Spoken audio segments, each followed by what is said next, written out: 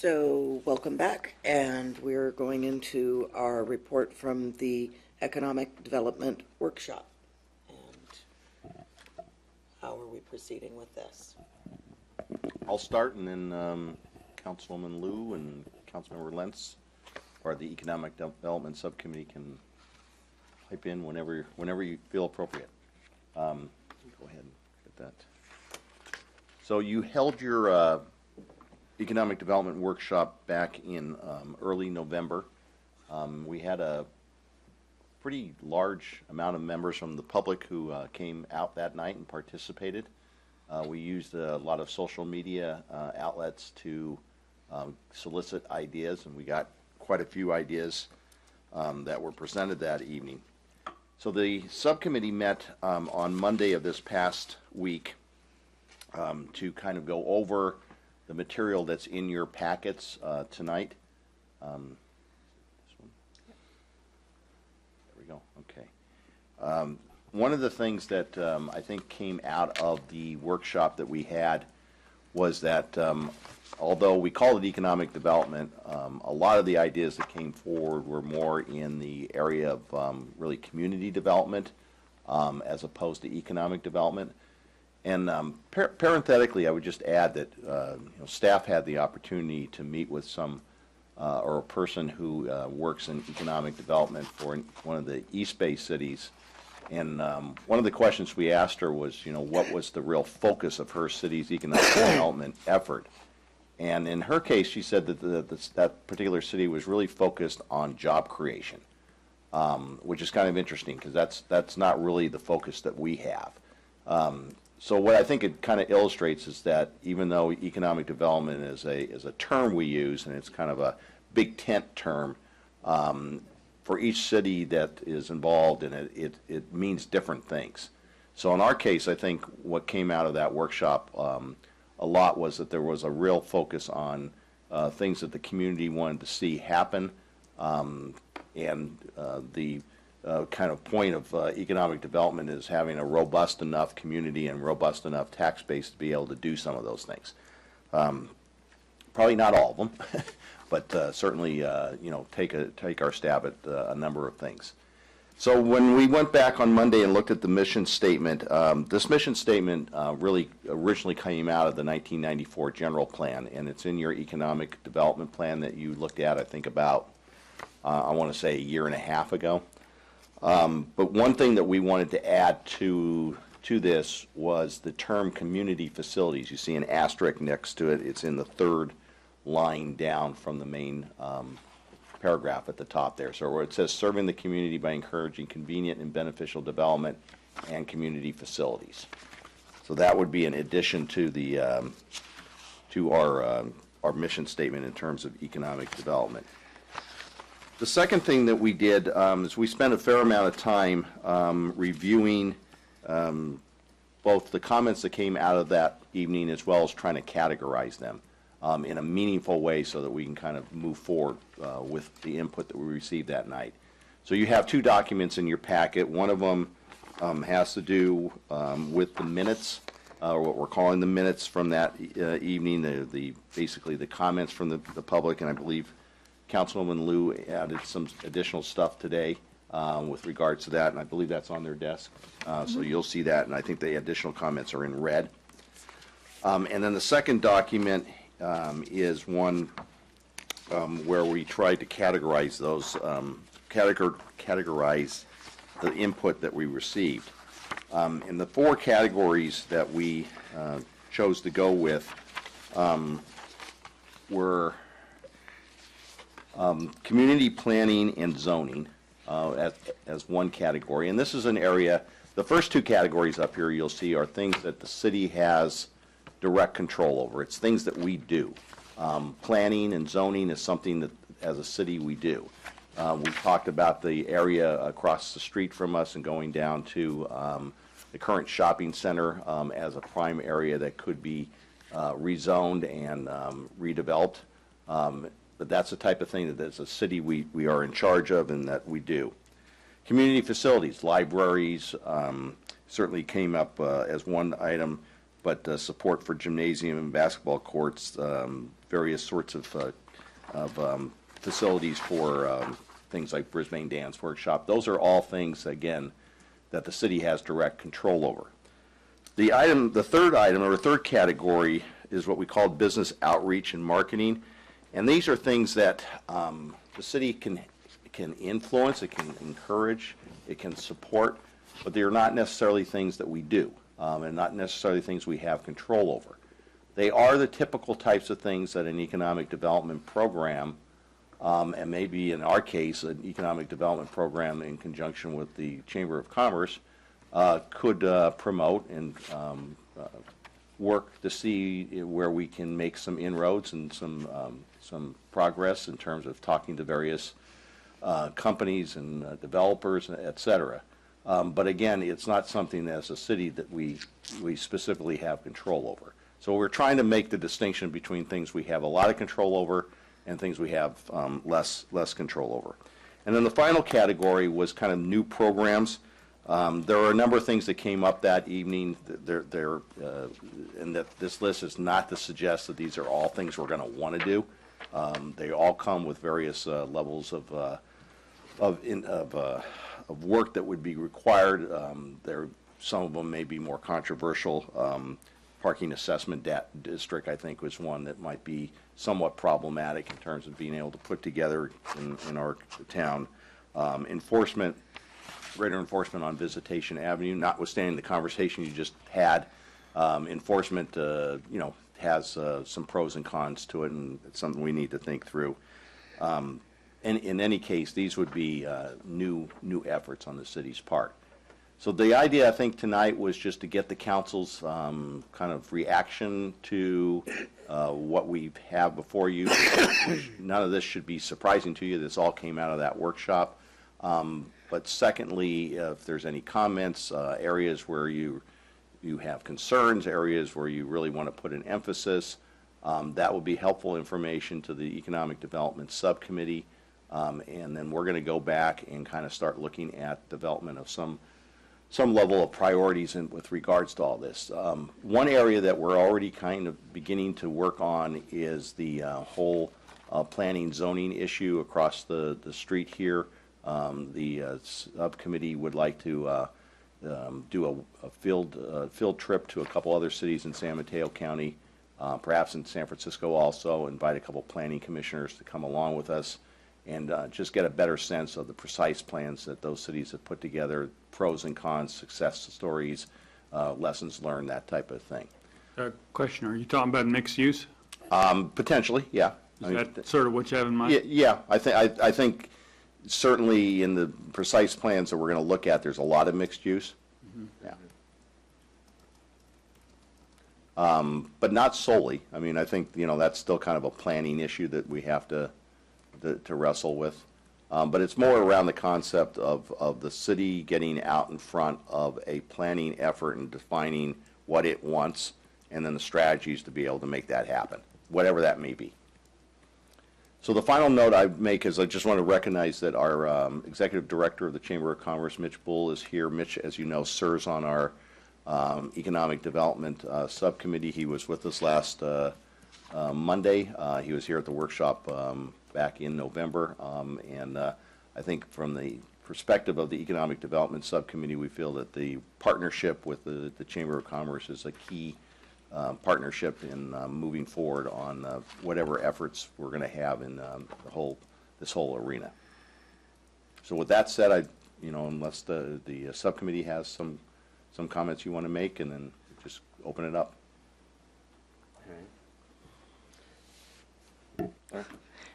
Sure. So, yeah, I guess like Clay said, we're really looking for identification of, what the council is interested in prioritizing in terms of new programs, business outreach and marketing. And, number 3, business outreach and marketing, we're hoping that those items will help define what we might use an economic development person for, which is in our budget.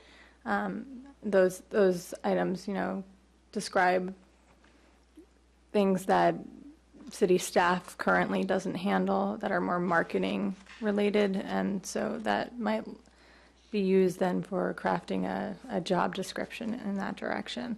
And then one other thing I wanted to mention that we touched on last week at our subcommittee meeting when we were talking about, potentially visiting some other cities. We also talked about the idea of community benefits planning and programming. And there's, there was some really good literature that we reviewed, and that talks about how it's really important for cities up front, when looking at any sort of economic development, to look at what community benefits can be negotiated up front before any zoning occurs. Because, once we change any zoning, then we're sort of, we're losing a little bit of control over, what would go out on, various locations. And by doing it up front, like, for example, South San Francisco is doing that right now. They're working with the Labor Council and the Sierra Club, and they're looking at, how do we get more affordable housing? How do we get some local jobs? And those are, community benefits that will hopefully enhance the community and go hand in hand with whatever economic development goes on there. So that's something to that we're going to be keeping in mind as we visit various cities. Cliff? Yeah, that was excellent, Laura, and great presentation, Clay. That's the reason that we've put this thing together is to get input from the community, get input from the council, and look towards how do we make our city better. And we have this opportunity once we get back I guess the certification or whatever from the state in regards to our housing element, and how do we move forward with making sure that when we zone and that that we are looking for that community benefit when we restructure what we want to see across the street with moving forward with that. Looking at the information that we received from the Urban Land Institute, from the TAP, and being able to put forth some implementation strategies from those recommendations that really came from the community. I thought Lori said it really well. It's about us all working together to help get our hands on the wheel of what we want the future of Brisbane to be. And so what you have here is the feedback that came from that workshop meeting, and then trying to organize it in an efficient way.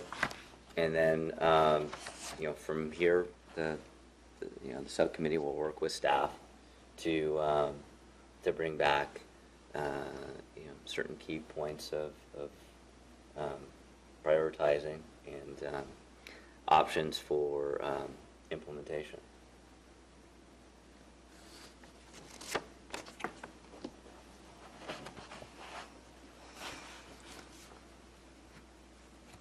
So Ray, do you have any comments Of to course. make? I almost always have comments. I like the division into categories so we can get a clearer sense of the different kind of things, but in a simpler, more concise set of categories rather than a long list of things that gets a little dispersed. So I think I like that. I have a couple of things that I would add. For instance, under the community planning and zoning, I think also we need to think about the whole financing dimension. because, you know, whatever we're going to be doing, new development, infrastructure, we have to find a way to finance it. And of course, we used to use the redevelopment, you know, for a lot of important purposes, and that vehicle has gone away, and it hasn't been really adequately replaced yet. So I really think that's a really important component, that there's no point in planning and zoning for something that there's no realistic possibility of ever being able to finance it, even with a developer with, you know, deep pockets. So we have to, I think, include that as a part of our thinking about the whole process of development. And also, you know, community facilities. I mean, everything costs money, and you have to think about that. So anyway, I would add that into that category. For the business category, I like the idea that this can lead to a job description, which I think Larry said. I think that's good. I think we should really move in that direction. As Larry, we got the money in the budget, and there's been some suggestions as to how to proceed there, and I hope that comes forward soon. But I think it's important that when we think about the job description, some of these things are not what I would call, something you'd put in a job description, but we do want,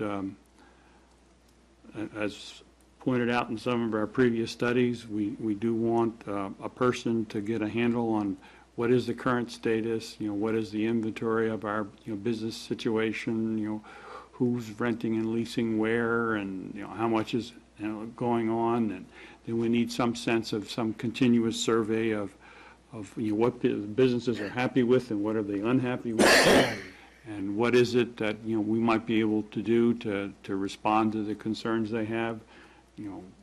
We want to retain the good businesses we have. What do we need to do to make that happen?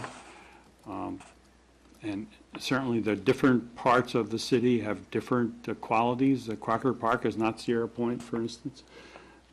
Those are two very different areas, and also not the Baylands. And so we really need to, I think, give some attention to those things. And if we, hire somebody to get them to, do some of the things that actually, Mitch has already been doing, like you all did, a couple of years ago, is talk to the commercial brokers and, see what they're concerned about, and if businesses aren't coming, why not? Okay, so let's address that, So, I think we need to be more specific about, okay, what do you want a person to do and spend their time on and prioritize, and we don't have very much data, really, other than, we have some financial data, fortunately, that comes out of Stewart's office, but we don't really have the business data very well organized. And so that's going to take some effort and some expense to get all that together. So anyway, that's a comment I have about the business and the outreach.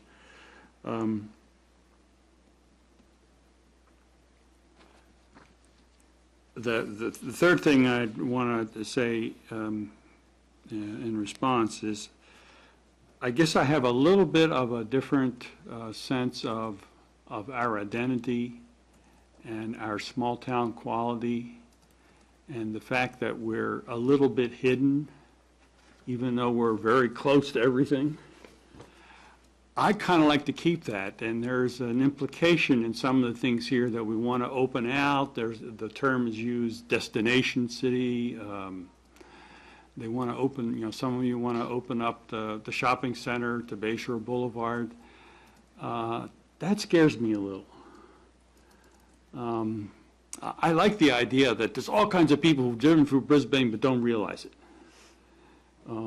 If we open up and we invite the world in, you invite all kinds of things that you might not want to have coming into town. And so being a little hidden and a little off the beaten path for certain purposes is good. So it's a kind of balancing. You want to make sure that you're known with a good identity for business location, but you also don't want to invite everybody in just to come, for whatever reason that may not be beneficial to the community.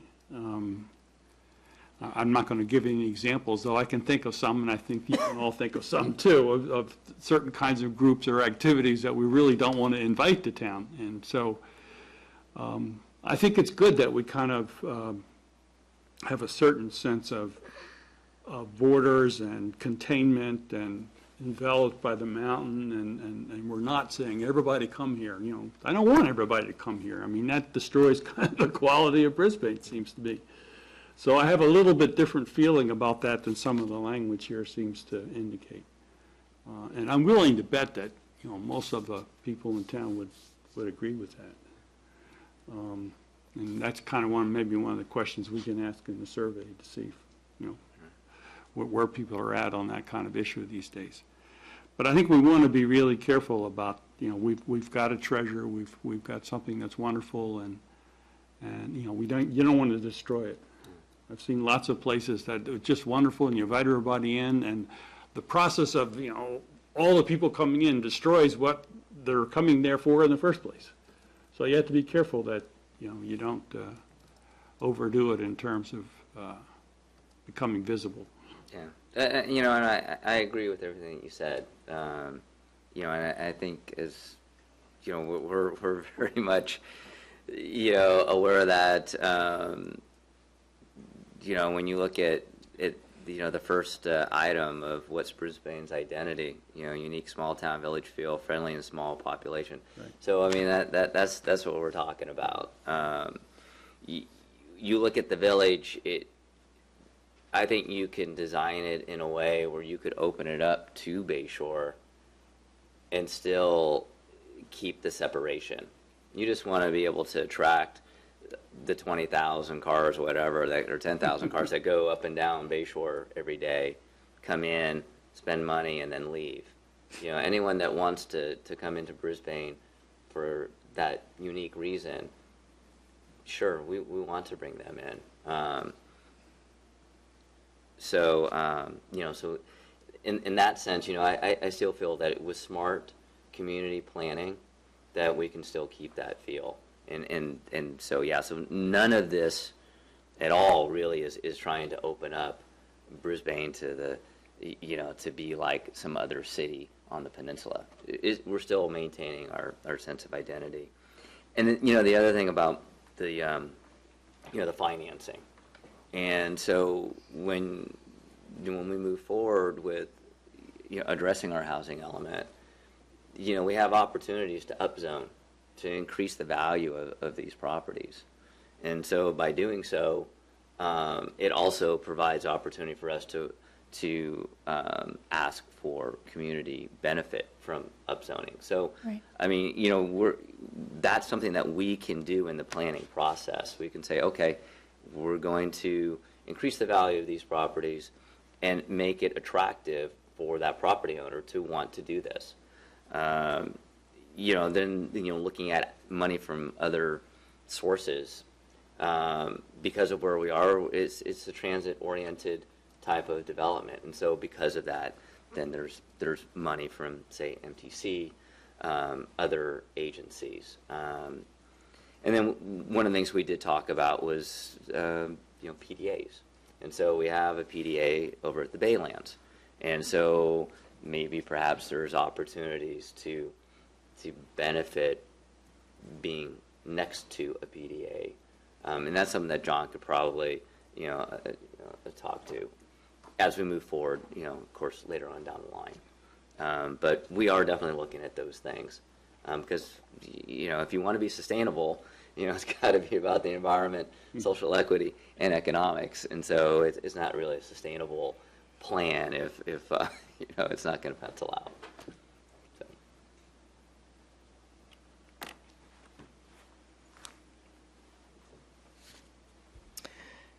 So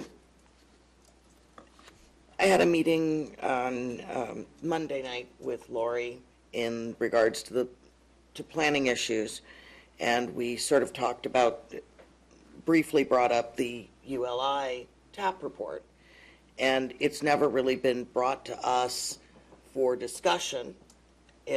I keep hearing it mentioned in different reports and in different studies that there was this report with visions from the community and business people. The ULI was mostly based on increasing economic businesses, and how to incorporate that into our city. But I don't think we've ever discussed it as a council, whether we think that their vision coincides with our vision of what our constituents want. Most of the people that I've talked to want to keep Brisbane small. And my theory, for the most part, has been if we can support ourselves and have what we need to make this a good, livable city, that we're doing well. We don't need more. A bigger budget, more services, more things.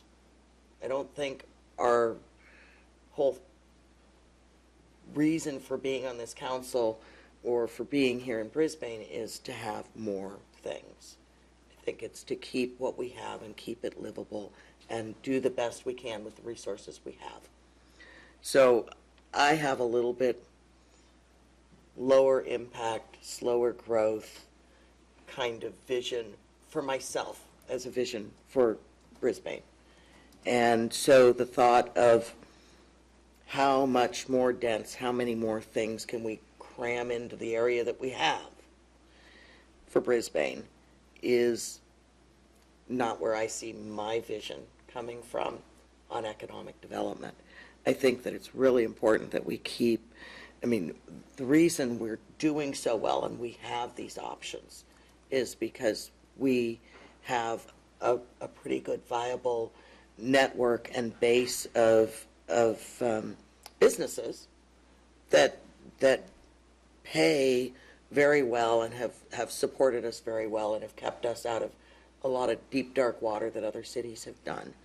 And so part of that is really creative staff and, the building blocks that have come before, certainly my term on the council and before I ever even came to Brisbane. So I think that we really need to get an idea from all our residents, and whether that's through the survey or through, talking with people, how dense and how much business do we really want in our downtown. It's one thing at the marina, it's another out at the Baylands, but in our downtown, how much do we want to change our core to get additional services? Upzoning, getting people who are going to come in to do projects, whether it be housing or mixed use or retail or commercial or whatever. I think you have to make it more desirable to them if you're going to get more services for them. And that's what the whole thought of upzoning is that you need to, it still has to pencil out dollar-wise for them to do something. They're not just going to want to come in and say, we'll give you a swimming pool, let's say, or a gymnasium, unless they're going to get more for theirs. And I think we really need to look at what a realistic group of Brisbane residents want. I personally like the fact that we're a really small community and that most people know each other and that we have that kind of values. It's important to know who's going to pay for the infrastructure for things and where the city service is going to come from. So it's not just the initial money that comes in or the initial community benefit that's a short-term community benefit. It's how are we going to support those community benefits down the road, and does it make sense to look at it that way? So for me, keeping the beauty of Brisbane for us and the specialness of Brisbane for us, the residents that are here, and you want to be inclusive, but to a certain degree, we want to be hidden and exclusive. So if you do too much like what everybody else doing, it becomes that I feel that you end up being like everybody else, and you lose your exclusivity, and you lose your uniqueness, which is, I think, the most important thing for here. We're going to be doing a whole bunch of really important planning just to find out how we can do the zoning to get the housing that we've promised the state that we would do, and how that's going to blend into the community. I think it's going to be really difficult to have that much dense housing blend. And I think that should be the first thing that we work on is figuring out how it can be the best project with the least impact on our residents. But I also really, and it's hard at 10:30 at night to have these conversations when people aren't listening and don't know what's going to happen. It's very difficult to make a decision on where your number one values are. But for me, it's not growth for services. And that's where I have this is a great list of what community identity people have and what community benefits they want to have. But the reality on the ground of what, anything you get, you're going to give up something for somewhere down the road. Sort of yin and yang. So I love that we've put all this together as far as what people are looking for, but it's I think it's going to be a big reality check for people when they see just the changes that we're committed to right now implemented, because there will be big changes. No, absolutely. Well, Terry, I definitely appreciate where you're coming from, and I think we all do want to keep that small town feel. I guess it's just a question of how we do it and how much of economic development people think is worth the community benefit. But you have mentioned the ULI TAP report several times, and we have received it in written form. I had suggested at our subcommittee meeting that perhaps, if you'd like, we can have the director of the ULI TAP, the chair, come and give us a formal presentation, and then we can have an opportunity to discuss it and see if we agree with its recommendations. You mentioned that it was mostly businesses that were represented, but I do recall that it was, there were many different stakeholder groups, including residents and, the mothers group, the homeowners groups at the Ridge, the associations there, different nonprofits, Mountain Watch. So, as many different viewpoints and perspectives were taken into consideration to make it as inclusive as possible. And when we're looking at, some of the items under new city programs, I think there are some items that would not necessarily draw in the bad elements that you may be fearing that would, inundate Brisbane. But, like just enhancing our special events and looking to use perhaps the marina and Sierra Point more. I know we didn't get a chance to discuss Sierra Point specifically, but in our economic development subcommittee, we did meet with some people who focused on special events out of Rancho Cordova, and they had some really great ideas about how to bring in some special events involving different types of sporting events, that would just bring in people for a couple of hours on a weekend, and, they can then, go to the businesses, the restaurants, and, and then they leave, and they can stay in our hotels. So those are more, I guess, transient events that would bring in some benefit, but those people wouldn't really linger for a substantial amount of time, and hopefully it would be, the type of people that we would like to see here, recreational activities. Another thing is the mural program. That's something I've mentioned before.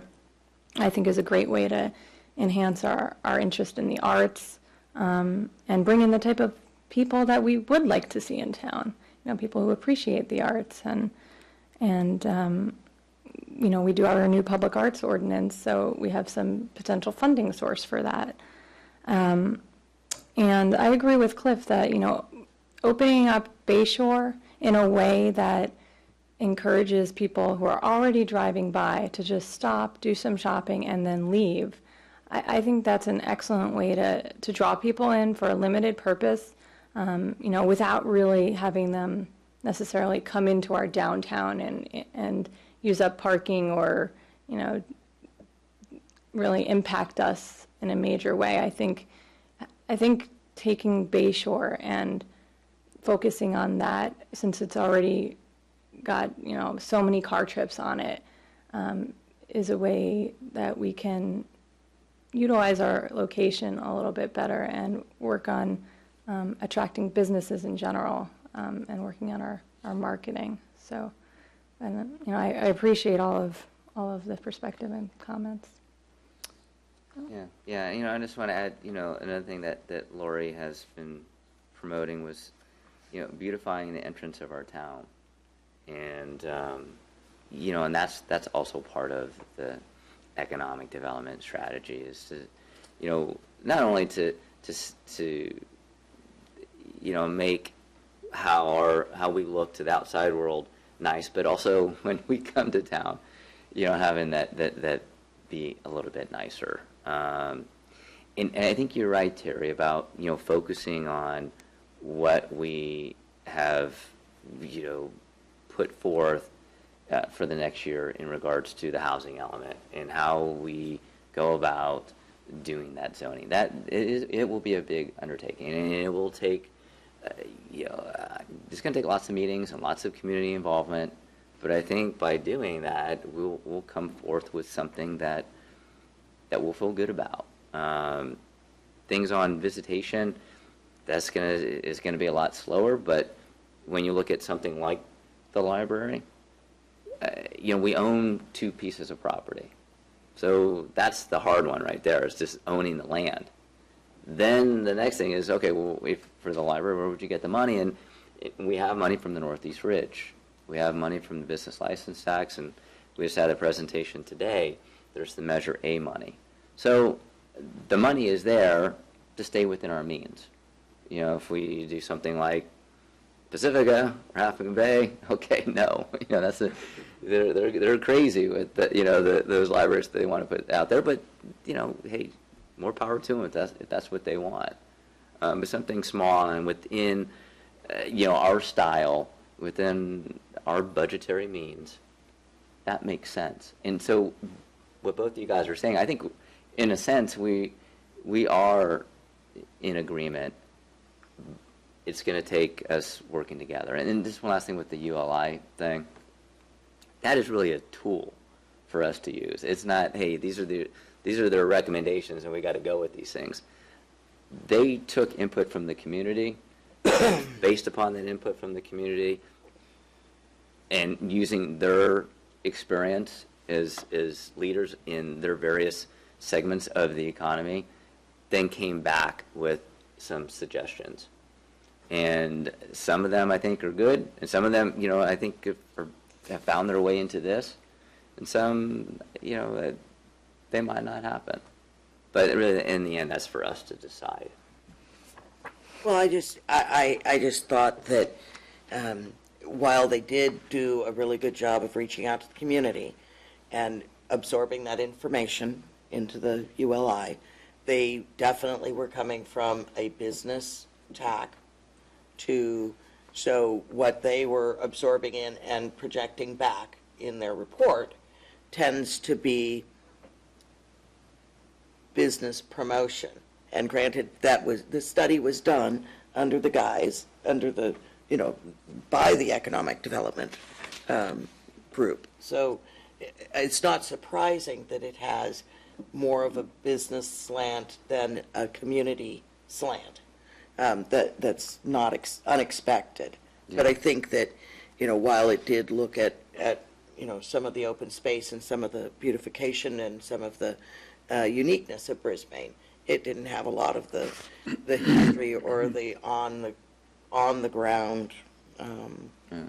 And so it's not that I want them to come and justify the report to us or give a recap of the report. I think we need to discuss it as a community, as a council in a community, and discuss if this is what we really have a vision for. Sure. So it's not that I want to Okay. take their report and dissect it and say, oh, you're wrong here, or you're wrong there. I think we need to look at it as a group and as a community and see if those are the visions that we see for us. It may be good for business, it may be good for bringing in, the next Facebook, but it may not be what we want as a community. So that's more where I keep hearing that we were going to discuss the ULI, and have it referring to in different documents, but I've never really had that open discussion about what they saw and what, as a group. Yeah. You've had it in subcommittee, but not in group. I think what Lori, her suggestion of having the chair of the ULI give a presentation to the council, I think would be beneficial. I think we also have to look at, what was the focus of their work, and that was on the industrial park. Right, crop Right, and so sustainability. that is really, where their focus was, and so because this is business, that's where the focus was at. But I think they also did a fine job of showing the community benefit that could be had through smart economic development, and you guys haven't had that presentation, and I think it would be helpful for you guys to see it. Yeah, I think what I got out of the TAP and also out of the economic development workshop was that there were quite a number of people who said that they did want to see some more amenities in town, and it keeps getting back to, well, what is our population and what can it support? So then that leads to the discussion of, well, do we need to create more housing, and if so, how much? And can we somehow consider surrounding communities when looking at the numbers? So, I did hear a lot of community interest in having, a better, or having a certain type of grocery store and a pharmacy and, more variety of restaurants and coffee shops and things of that sort. And I understand it's like, well, we're a small town, you get what you get, kind of, but I still feel like, especially, as I was campaigning last year, especially meeting a lot of the newer families moving into town, I see that they are, have a little bit of a different vision than perhaps some of the people who have lived in town for a long time. Well, I mean, that goes to what are your expectations when you come to Brisbane, and where do those expectations change? I mean, for a grocery store, we'd need 15 to 30,000 people, and I personally am not willing to grow Brisbane to 30,000 people to get a Trader Joe's. I mean, I'm just personally not willing to do that, and I don't think that there's enough of the community that would want to have that kind of growth to support that kind of business.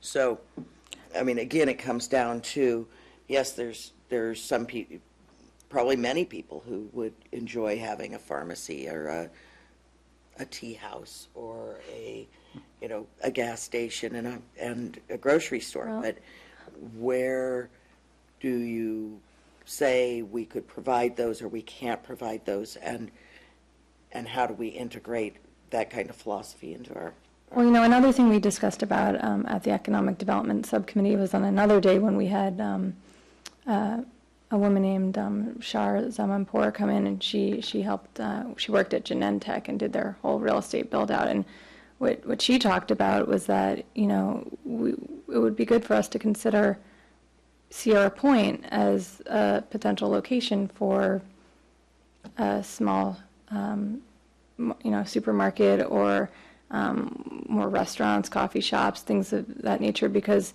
if we can get businesses occupied at Sierra Point, and the developments that are already agreed upon to get those built out, then that working population can support those amenities for not only the business people, the employees, but also the residents. And then we get the benefit of having those amenities without having to provide all the services, because many of those people would not live in Brisbane. They would come and work in Brisbane and shop in Brisbane, and then go home at the end of the day. So, I think looking at if we don't want to have it in central Brisbane, look at what we can do at Sierra Point and see how that might affect the numbers. That's I agreed. think Ray has his hand. Yeah. I would like to suggest, sort of prioritizing, what the committee brings back to us.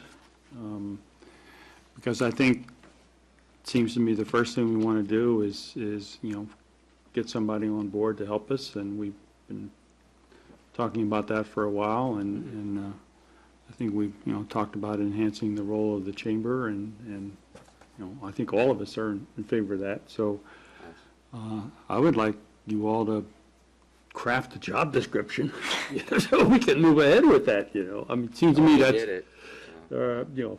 I'd like to see that, I know you've been talking about it, but Sure. it hasn't come here yet, and so I would hope that you all would do that first. And it seems to me that second is something that, Mitch has been talking about, and that is to do a more developed idea of the identity of Brisbane and what we want to convey to the outside world, and that would include, potential business locations and so forth. Because if you want to market something, you have to know what it is you're going to market. And so I think that would kind of be the second task. And then third, it would seem to me that we should start a series of workshops or whatever to look at the different parts of town. And we already have some suggestions, for Crocker and the TAP and so forth. And then we want to work on visitation. And we clearly need to work on Sierra Point. Got big problems there. And so we have to, like you were just saying, Laurie, give our attention to that. And then, of course, obviously the Baylands is lurking there all along. And, whether we're going to be able to carry that off or not, is yet to be determined, but that's also another. So we have a lot of big potential things to really address. And I think we just need to, first get somebody on board, second, okay, what are we trying to convey to the world? Let's define our identity. Then let's tackle each of these areas and see what we need to do in each one of them. That's kind of my suggestion for, let's keep going. That's Okay, exactly good. what the game plan is. Just how you laid it out. And so, just bringing this to you tonight, so that we can get this information out to the public, right? So, I mean, people give their comments. They want to know what they said. Of course. And so, because if you don't address what they said, why should they give comments? Right. Right. So we want to get this out, and get it on the website, and then that's what we're going to do. We're going to come back with those priorities and give that structure. And you're right. And part of how we're going to put that structure together is going to be having someone to assist in getting that structure implemented. So, thank you for that, Ray. Appreciate it. Yeah, I think we've gotten some good feedback on, what everyone's views are of what the identity of Brisbane is, and we've heard from at least Ray on what would go into a job description. I don't know if Terry has anything to add for what that would be. I know you may have a philosophical issue of listen, whether there oh, should be a yes. job description, but I think we do have a lot of good ideas to go off of.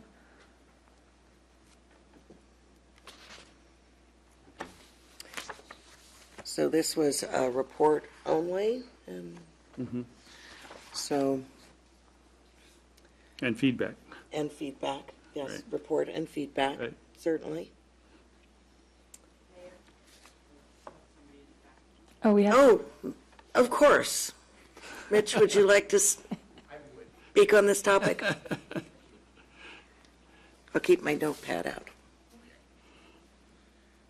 Council, Mayor, Mitch Bull, President and CEO of the Brisbane Chamber. I don't live in Brisbane, you know that. I have worked here since 1989 in various capacities with Hitachi and through the Chamber. And, I think it's important to note where we started with this 3 years ago, when Crocker Park was 50% occupied. And it wasn't looking very good with the economy, and we didn't know how fast it would regenerate in this region or in Crocker Park. And I think, I don't believe that there's anyone in the business community, the residential community, that wants to see Brisbane become a town of 30,000. I don't think that's on the agenda at all, ever going to happen. I think everything that everyone likes about Brisbane, loves living in Brisbane, loves being involved in Brisbane, is the hidden gem. It's quaint. It's off the beaten path. And it's very fortunate that your predecessors annexed Crocker Park and brought in an economic engine that has, really, really brought amenities to the citizens for, 40 years. And, Pacifica would die to have a Crocker Park, I will tell you, and they have 40,000 people to take care of. But, I think when we look at this, I don't think anyone's saying we're going to, triple our retail environment or triple what we have in as far as business. And I think it's important to know that that's not what the TAP was even talking about. The TAP was, we went out to the TAP and said, look, you guys are experts in architecture and environmental science and business development. What could we do if we are trying to imagine a Crocker Park of the future that's not freight forwarding, distribution, and warehousing? That's really was the premise of what we started with.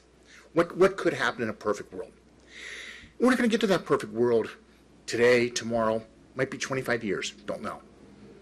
But I don't see central Brisbane changing tremendously. I do think that the zoning is going to change if it's mixed use, for the housing element, and also as far as getting rid of some of the warehouses that are in the very front of the town, that you don't need. That it could be nicer to do something that's mixed use, reimagine the shopping center. I mean, I don't think it's like doubling it, tripling it. I don't think it's anything like that. I think it's really changing the profile of it, changing how it's oriented. I think those things could be done. I mean, long term, Sierra Point's a build out in its own. I mean, I worked out there for 15 years. And, I wish it had been more like what Don Cole told us it was going to be in 1989. But it isn't. I remember movie theaters, and I remember a casino that was looking to be out there. Not that we want a casino, but there were going to be more amenities and things, and it just didn't work that way. And the Baylands, may not happen in my lifetime. Who knows? But what I think we're trying to get to both with the Economic Development Committee and with the TAP is, if we don't have a plan, and I think we put this in the very first pages, what is Brisbane's identity? That's probably the most important question here. Because if you don't have a plan and you don't have a way to mouthpiece your identity out to the people outside of Brisbane that are looking into Brisbane for commercial space, residential space, retail space, whatever, then you get catch as catch can. And that's where you end up with freight forwarders or warehouses or whatever was in Crocker Park or whatever was on Visitation or whatever will be on Bayshore. And I think this is really just the first step of active planning of what you want Brisbane to be for the next 3, 5, 10, and 30 years. And it doesn't have to be 30,000 people. It can be 4,000 people. But it can be a little more sustainable from an economic standpoint with maybe shops that are not just dependent on the fortunes and failures of the general economy. I mean, I believe you could have a Trader Joe's, let's say, at Geneva. That's a regional, and you don't have to add one more house to Brisbane to get that. Because you have a region here that could be settled from that. That wouldn't impact downtown. You know, I think one of the big things with the TAP was looking at traffic patterns and doing more biking, more shuttles, more bringing a train station that you could walk to from central Brisbane. So, I mean, I think those things were all what ifs and what ideas of what you could do to transform a little bit, but it wasn't talking about adding 10,000 people or adding 3 times the amount of business square footage. So I think it was just really the first step in a plan of, you know, what is it you guys want as residents? You live here. You're invested in it. Yeah, we'd like to have a pharmacy. We thought we were on our way to get a small pharmacy. It just didn't work. So there are amenities that people want, but it doesn't mean you have to sell out the town to get there. And I don't think anybody really wants to do that. I agree with you. I don't think they do. But how can we augment and continual improvement? You know, how do you continually improve what's in each space? And I think this is the first step of saying, you know, what do we have? What do we benchmark? Where do we want to be? And, you know, it's not going to be a complete fluff the blanket, throw everything off the blanket that's there and start over. It's going to be just a continual, gradual improvement. But when we go out to the brokers that are filling the residential spaces, the commercial spaces, if we say, okay, we want to be eco-friendly, we want to be sustainable, we want something that's going to give back to the community, then we get, you know, the integrated resources or the Purcell Murrays, or, you know, we just landed Lima, 300 jobs from San Francisco, high-tech manufacturing, taking a building that was decrepit and empty for 8 years. And you wouldn't recognize that building today. And it's really quite wonderful. But it's not impact. I guarantee 99% of your residents don't know Lima is there. They aren't seeing the traffic. They're mostly riding the shuttle buses from commute.org. And they are eating in restaurants and doing things. So, I mean, that's, I think, what we're really all trying to do. And I think that's important to keep in mind.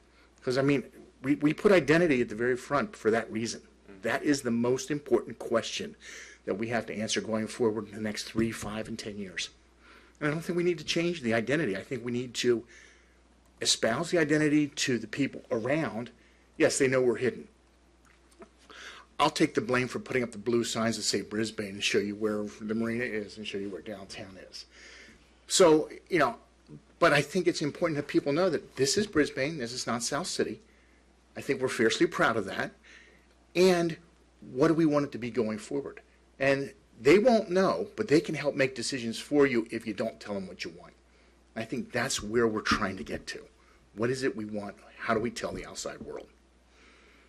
So, anything we can do to help you, let us know. Thank you. Thank you. Thank you, Mitch.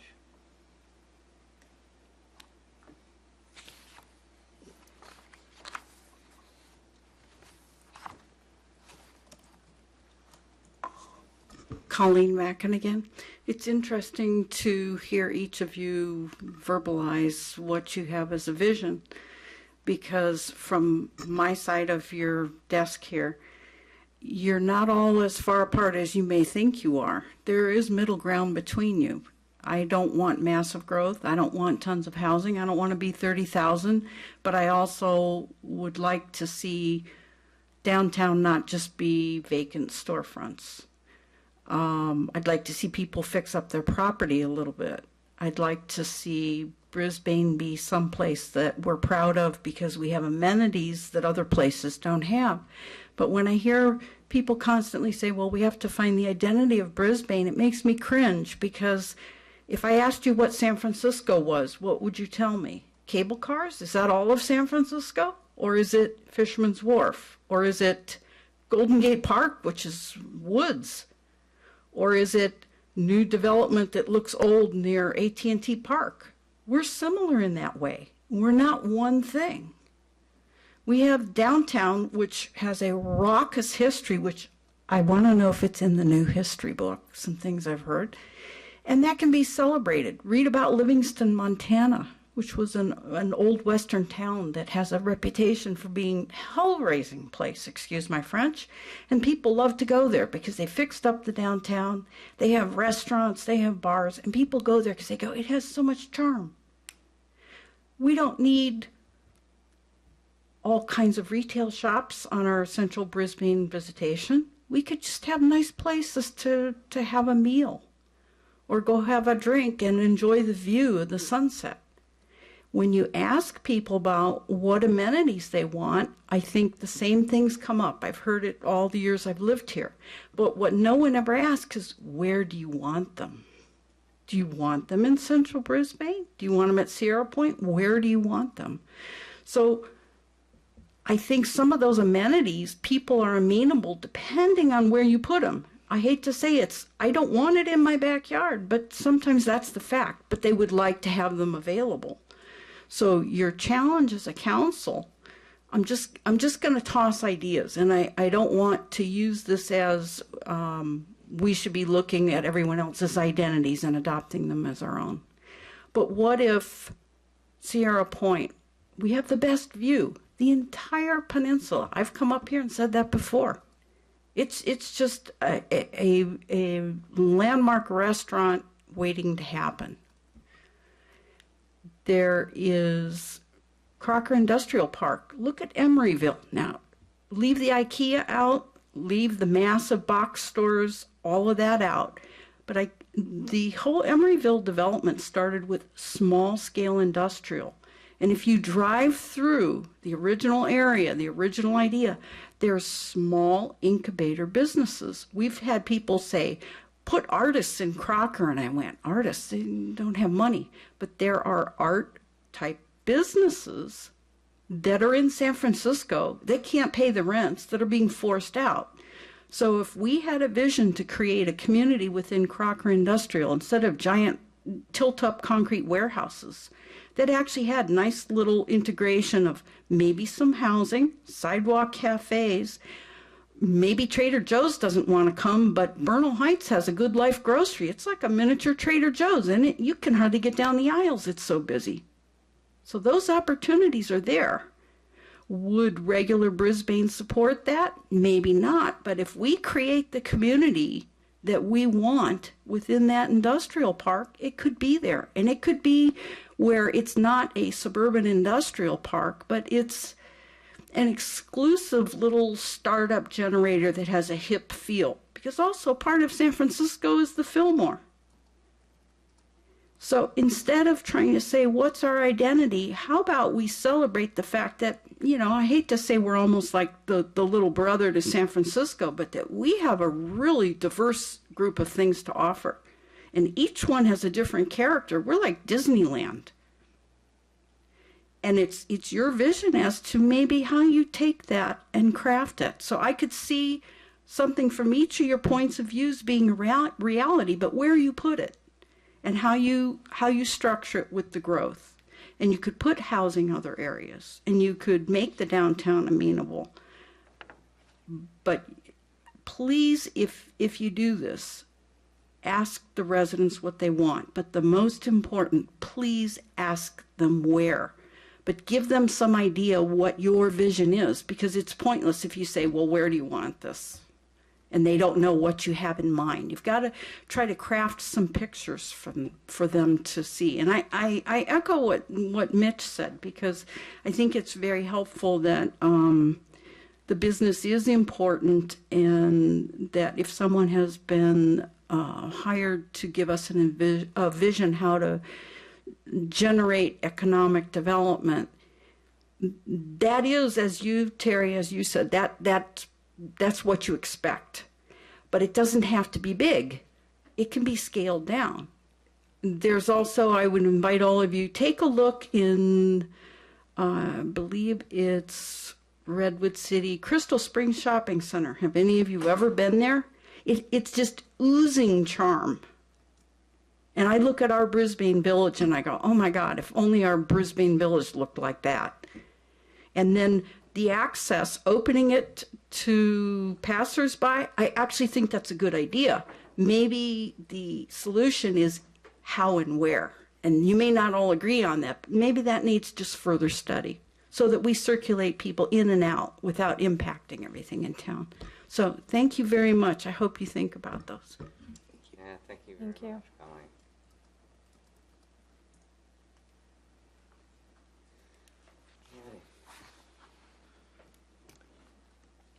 So I think we need to extend the meeting. Yeah. Do I have a motion to extend it to 11:30? So moved. Second. All those in favor? Aye. Aye. Aye. So one question I had, we had talked, I think, in our subcommittee about potentially publicizing some of this information on the city's website. So it would be good to get some feedback on whether you think these goals and objectives that are in draft form are representative of the council's thinking that we would want to put that on our website at this point, or not.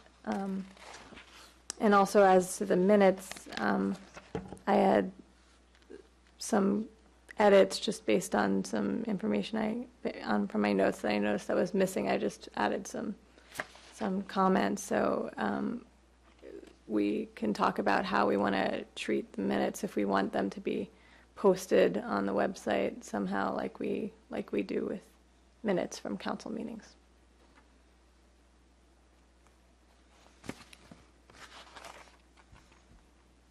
Especially since it wasn't televised. Terry? Yes, Ray. I think it makes sense to develop a report from that workshop, or essentially the minutes from that workshop, and make clear that this is the report of the conversation that occurred at the workshop, but also to differentiate that from any kind of final, council decision, because we haven't made that yet. Okay. So we're not talking about, this is what the council thinks. We're talking about this is what was conversed at the Economic Development Workshop, a which is an transcript. accurate statement. And I think we probably should see it another time to particularly look at, because I haven't had a chance to look at your additions at all, and I'd like to do that. And then we could kind of pass it as, okay, this is an accurate report of the conversation, and Okay. put it on the website. Be my view, anyway. Yeah, I had a couple edits, but that's certainly something that needs a little more time, and I think that it could be pared down, the actual comments that go on the website, so that it's not, that it has a little more flow to it. I think that's a good idea.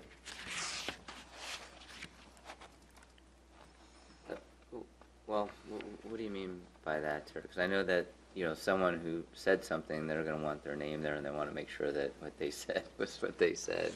You want to Yeah. cut them off. And my comments were adding because I felt like a lot was left out. So I expanded upon what. And I haven't seen your edits. Okay. And I had some edits also, but I don't want to go through it word by word on things. And so I just think it needs to make sure that it's corrected. And, Totally reflects, absolutely. yeah. We did have this meeting on November 3rd. So Lori has provided her edits. Perhaps if we can give our edits to staff, and then so hopefully by the next meeting Yeah. we can say, we've sounds good. had the opportunity to do That this, sounds fine. and then we can get it out there, That so it's sounds not too late. Yeah, yeah, right. That sounds good. Okay. And I could be even, I don't have a red line version. So, It was, and it could be that mine was just not done in red. It was So, it- because I got a copy secondary. It's on the dais tonight, so I just got it Right, tonight. yeah. I think we all just got it tonight, with Laurie's. So it might be in Additions, yeah. your stuff. Right. Yeah, right. So I don't think anybody but Laurie has had a chance to really No. study them. Or maybe you can send them Okay, by I email don't as well. have- Yeah, Yeah, probably lost in all that stuff. I put it in front of everybody. It looks like this. Yeah, I didn't have anything in color. So, yeah, and nothing with that small of print. So, thank you. Then I can look at those. So we're ready to move on? yep. You had, Mayor, brought the idea forward of having the ULI TAP come back to the council. So I just want to make sure we got direction to do that, because I think at the Economic Development Subcommittee, we talked about having them come forward to a meeting, perhaps as early as January 15th. I just want to confirm that that's a desire of the council. I'm not under the dedication of I mean, I don't have to have them come. I think it needs to be a discussion with us. If you feel it would be better as a council to have them explain their recommendations, that's fine.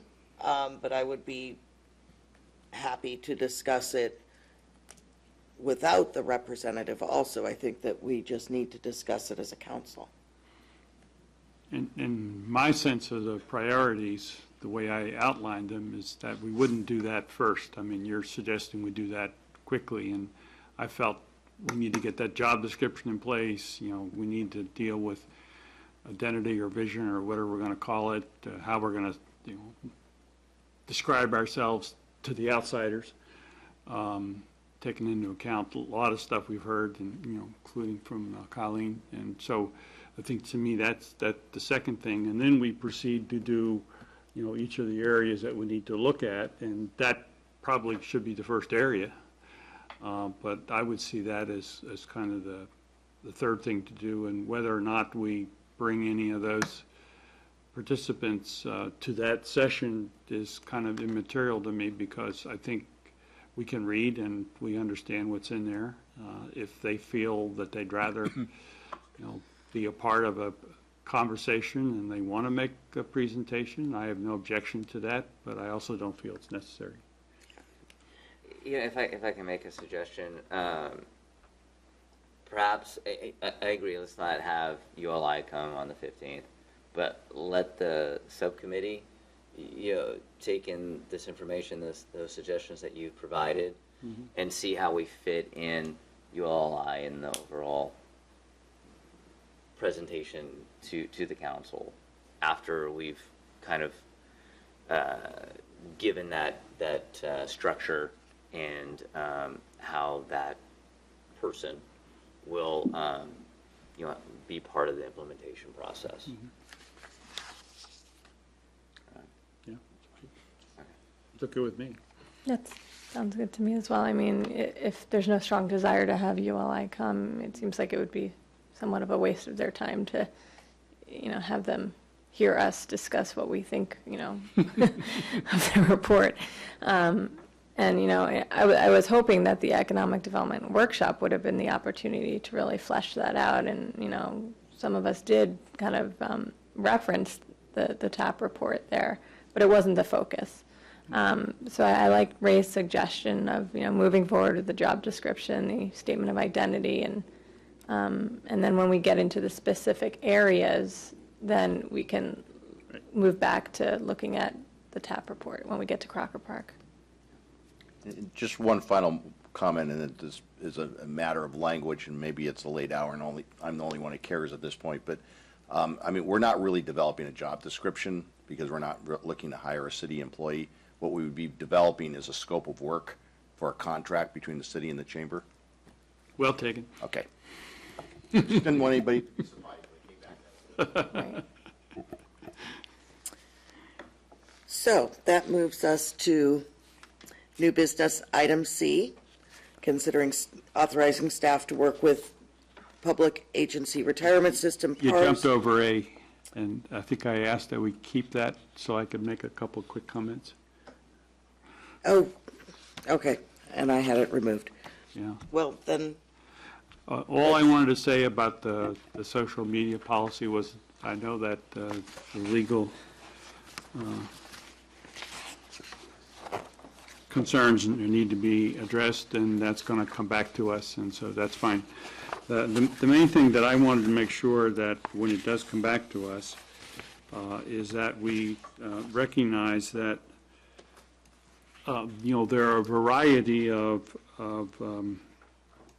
social media networks that are out there, and this seems to focus on Nextdoor, which I don't think is very active in Brisbane, and yet what's active in Brisbane is, we have Jennifer Bousquet's new Hula Frog, which is not referenced.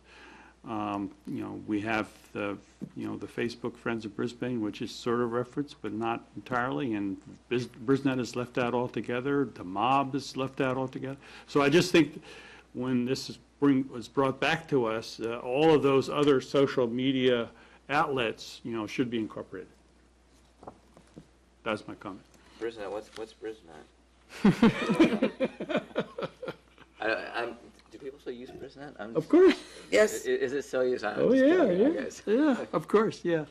I just didn't want us for to. people who are not on Facebook. Yeah, I just didn't want us to get caught in, using something which is not really the main way that people in Brisbane communicate on the social media. Sure, but I do want to distinguish that I don't think Hula Frog is really like a social media platform. It's more for,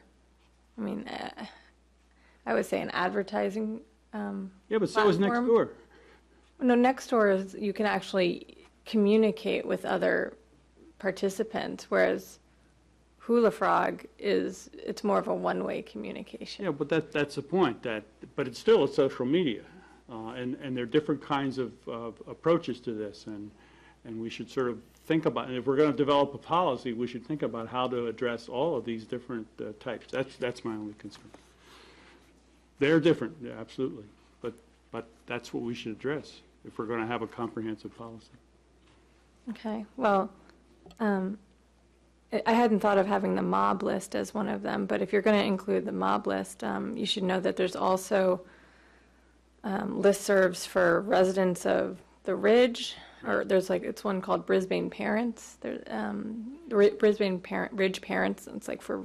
I think maybe more we should look at it more generically than specifically for a particular type. So we can say, Yeah. For those that are more advertising, here's how we'll do it. For those Right. that are more between people, here's how we will interact with that. Right. For those that are more push-oriented from the city, here's how we'll interact with it. As opposed to listing everything out, because they will Right. change over time. That'll change. Right. Maybe if we just Right. list generic categories that might get through Yeah. that process. That sounds good. Exactly. Yeah, I don't think we could specifically identify every new technology.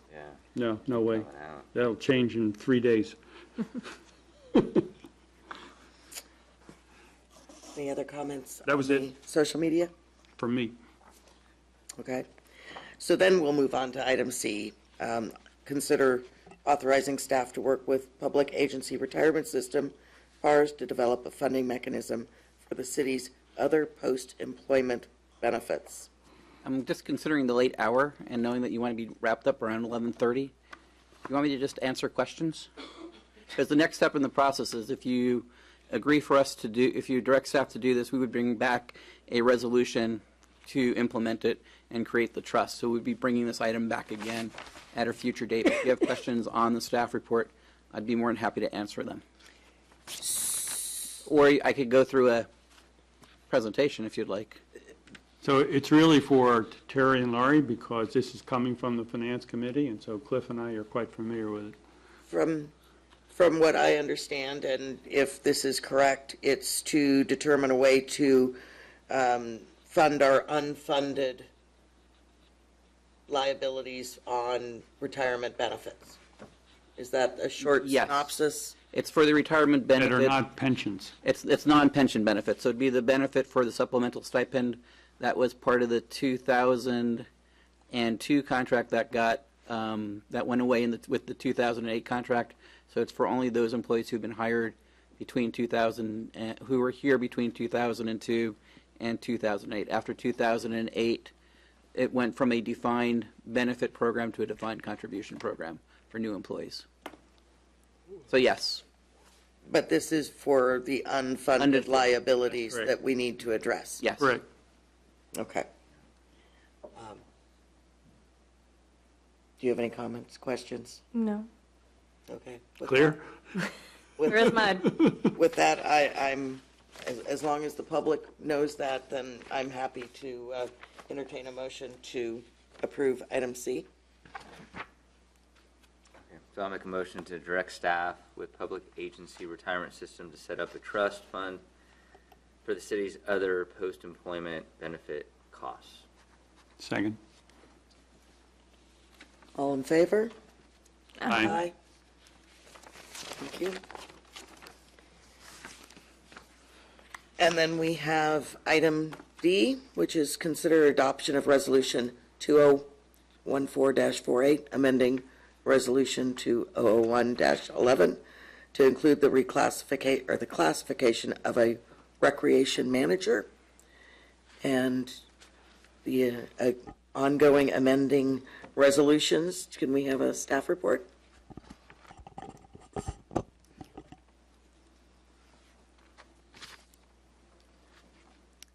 Good evening, Honorable Mayor and council members. In regard to this, we are looking at adding a new classification of recreation manager to our class specification manual, as well as looking at adding this classification to the mid-management professional employees group, to their memorandum of understanding and their pay scale. To give a little bit of background, previously in our Parks and Recreation Department, we had a staff that consisted of a department director as well as 3 supervisors. During the recent recession, the city reduced staffing in that area, particularly by attrition. When our Parks and Recreation Department retired, the department was then put under the Administrative Service Director, Deputy City Manager, for coverage. Also, as positions became open, we did not fill them. So at that time, we had. So currently, at this time, what we have is our Deputy City Manager as well as 2 supervisors covering the Recreation Department.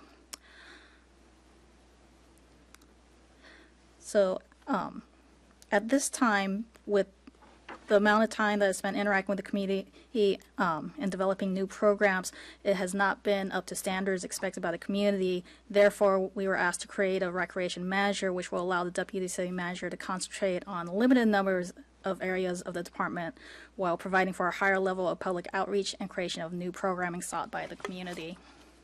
So the recreation manager position will report to the deputy city manager and will oversee the recreation supervisors, as well as the administrative assistant.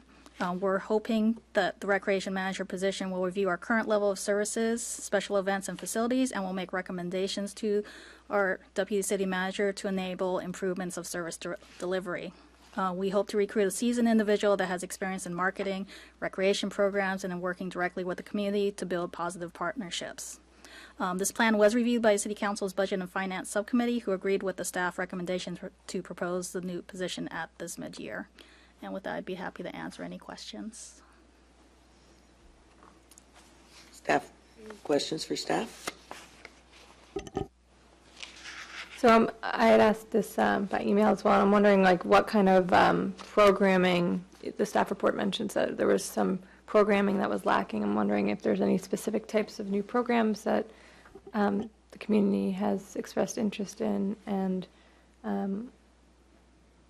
what other attributes, what was the lack of public outreach that this position would address?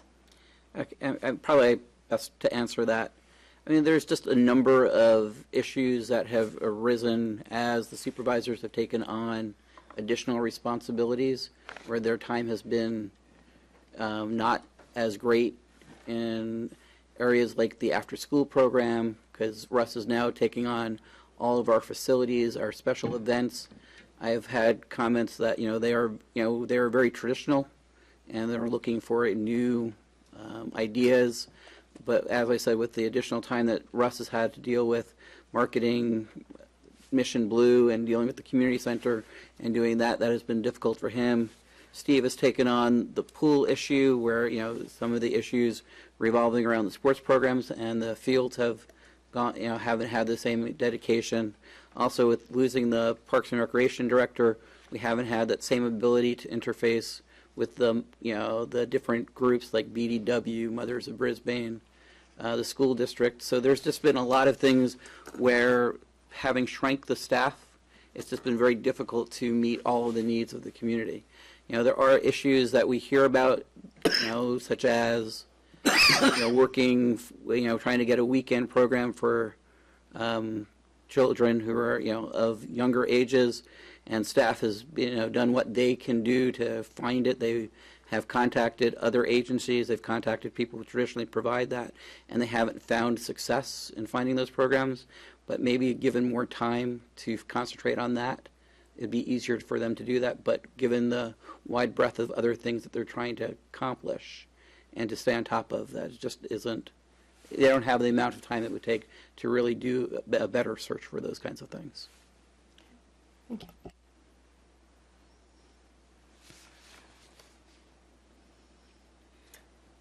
I don't have any questions. We were part of that subcommittee, so everything that Stuart said, I mean, that's in line with why I recommend moving forward with this position. And you were on that subcommittee with? Right. With Ray. Okay. So this is one of the community benefit things that we're trying to enhance by having another person as interface between upper management and the boots on the ground, so to speak. Right, exactly. So I don't have any questions for staff. Do I have a motion to approve? Yes. So make a motion to adopt resolutions 2014-48 and 2014-49. I'll second that. Okay. All those in favor? Aye. Aye. Aye. Thank you. And then we move on to item E.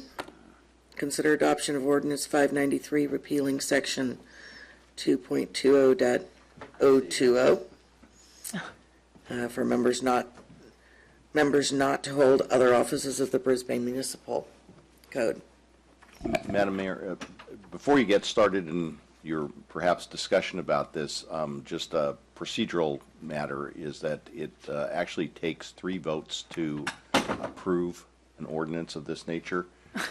So if you don't think that's going to happen tonight, you may want to just defer this until the next meeting.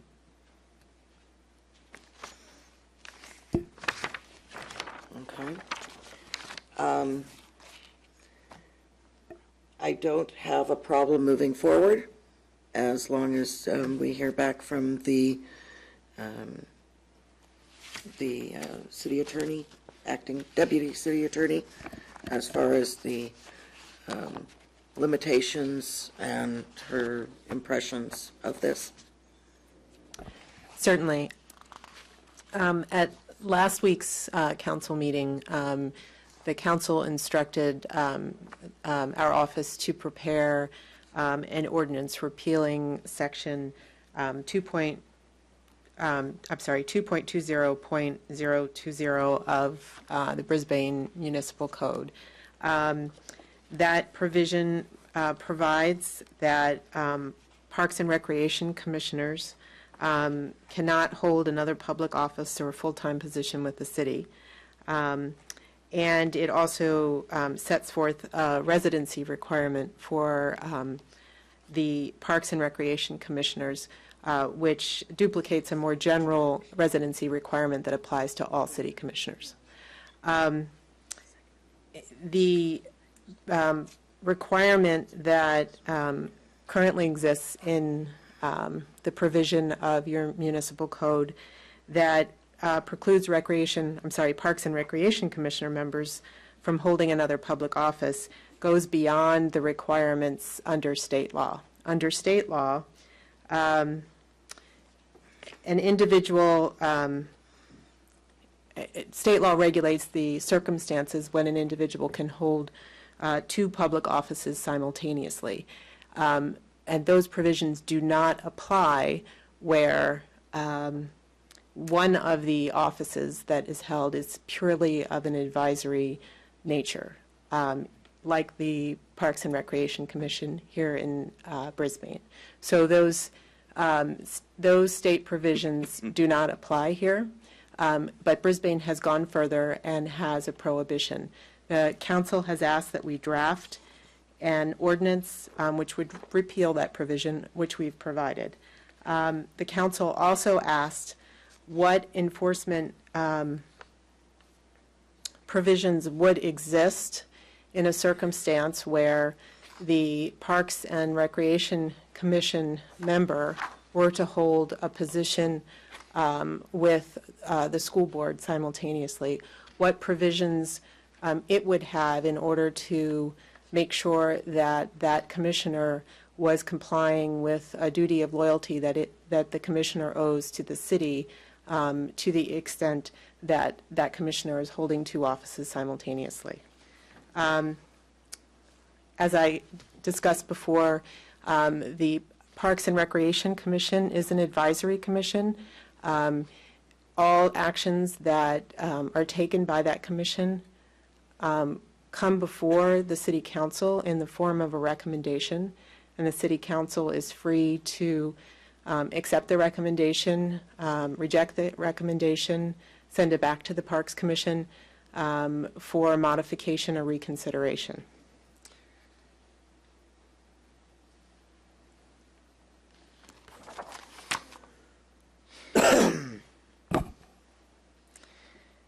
In addition, the council has adopted procedures for reprimanding or removing any city council member that is appointed by the council.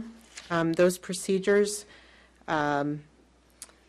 provide that any appointed council member or committee member serves at the pleasure of the council and may be removed from office at any time with or without cause.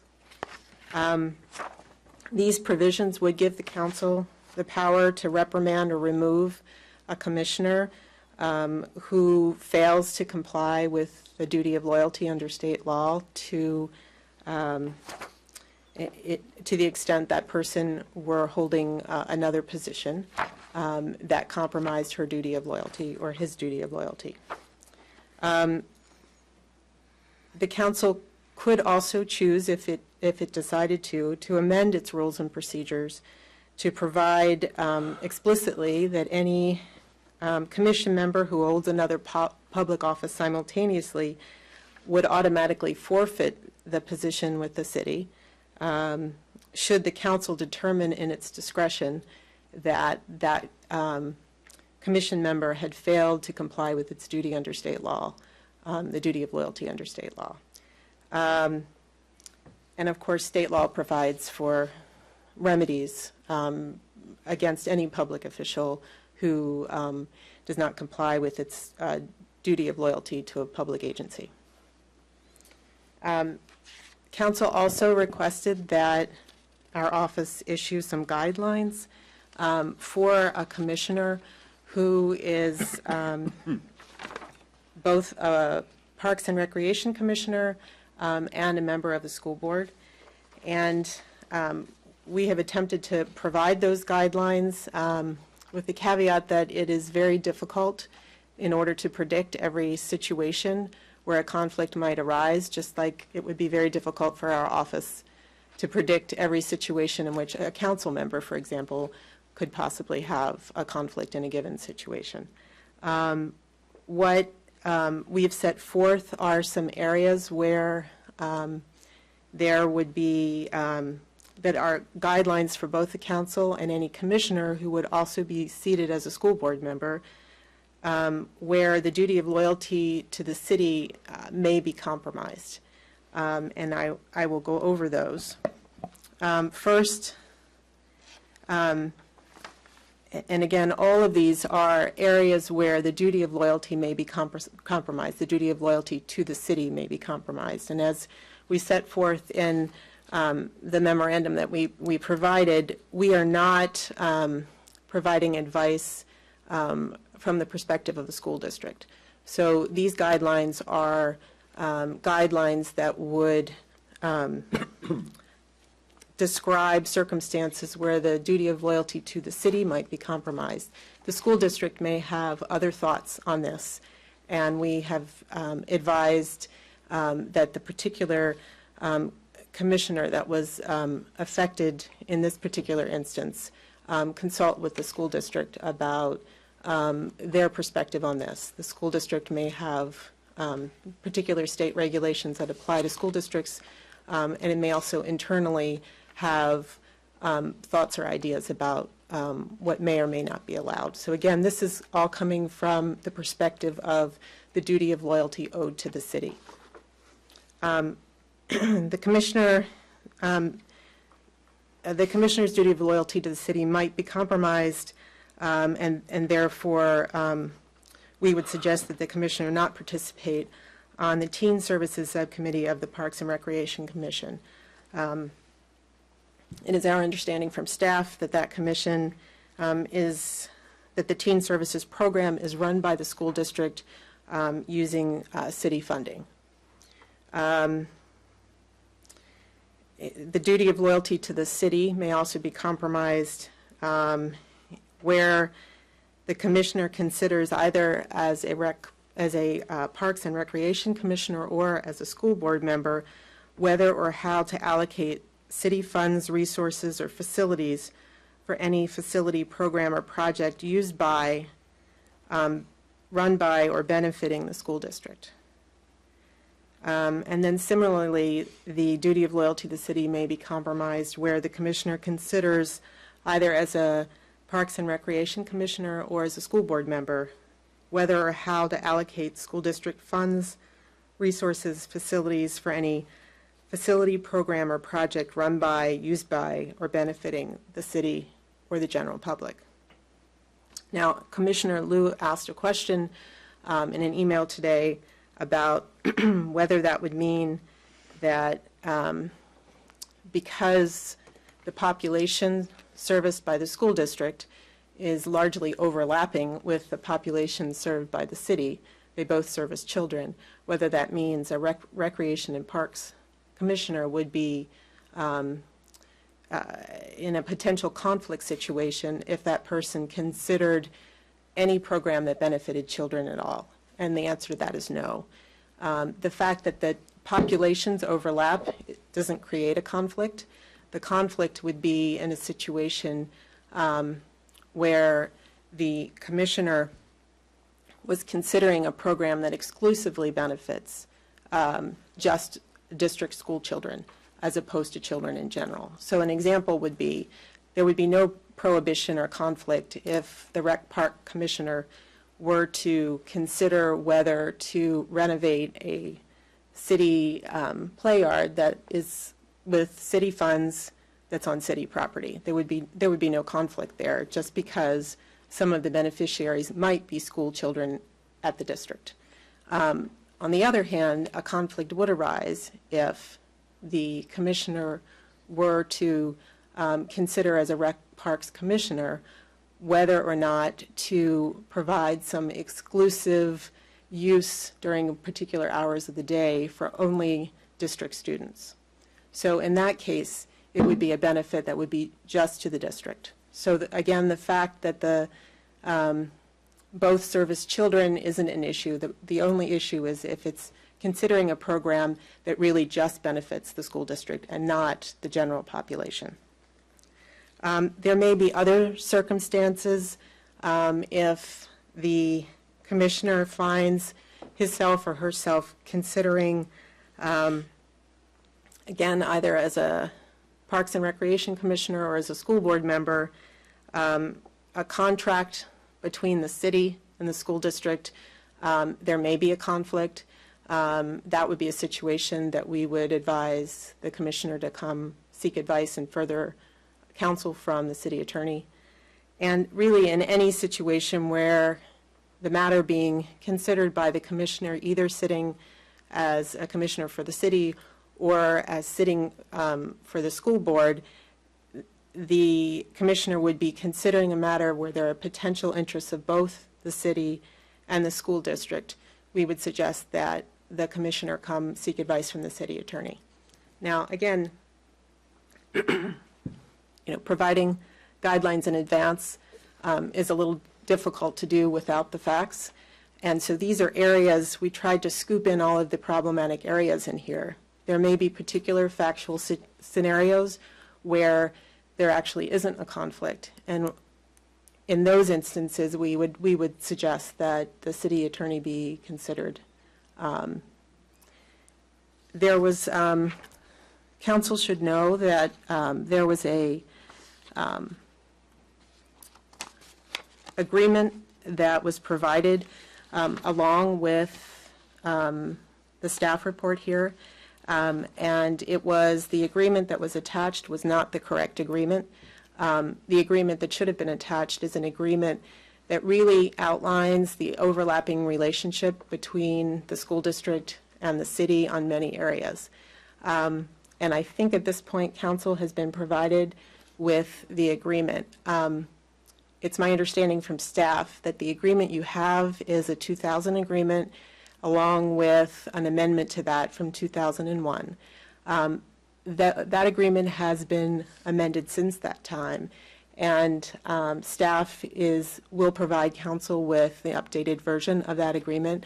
I think staff was having some difficulty locating that agreement, and while the agreement may have changed in its nuances and how certain matters are dealt with, the areas that are generally covered by the more recent agreement, I understand from staff, are the same areas that are discussed in the agreement that you were provided this evening. So for purposes of this discussion, the nuances aren't really significant. That agreement is being provided to you so that you can see the areas where there are overlapping interests between the school district and the city.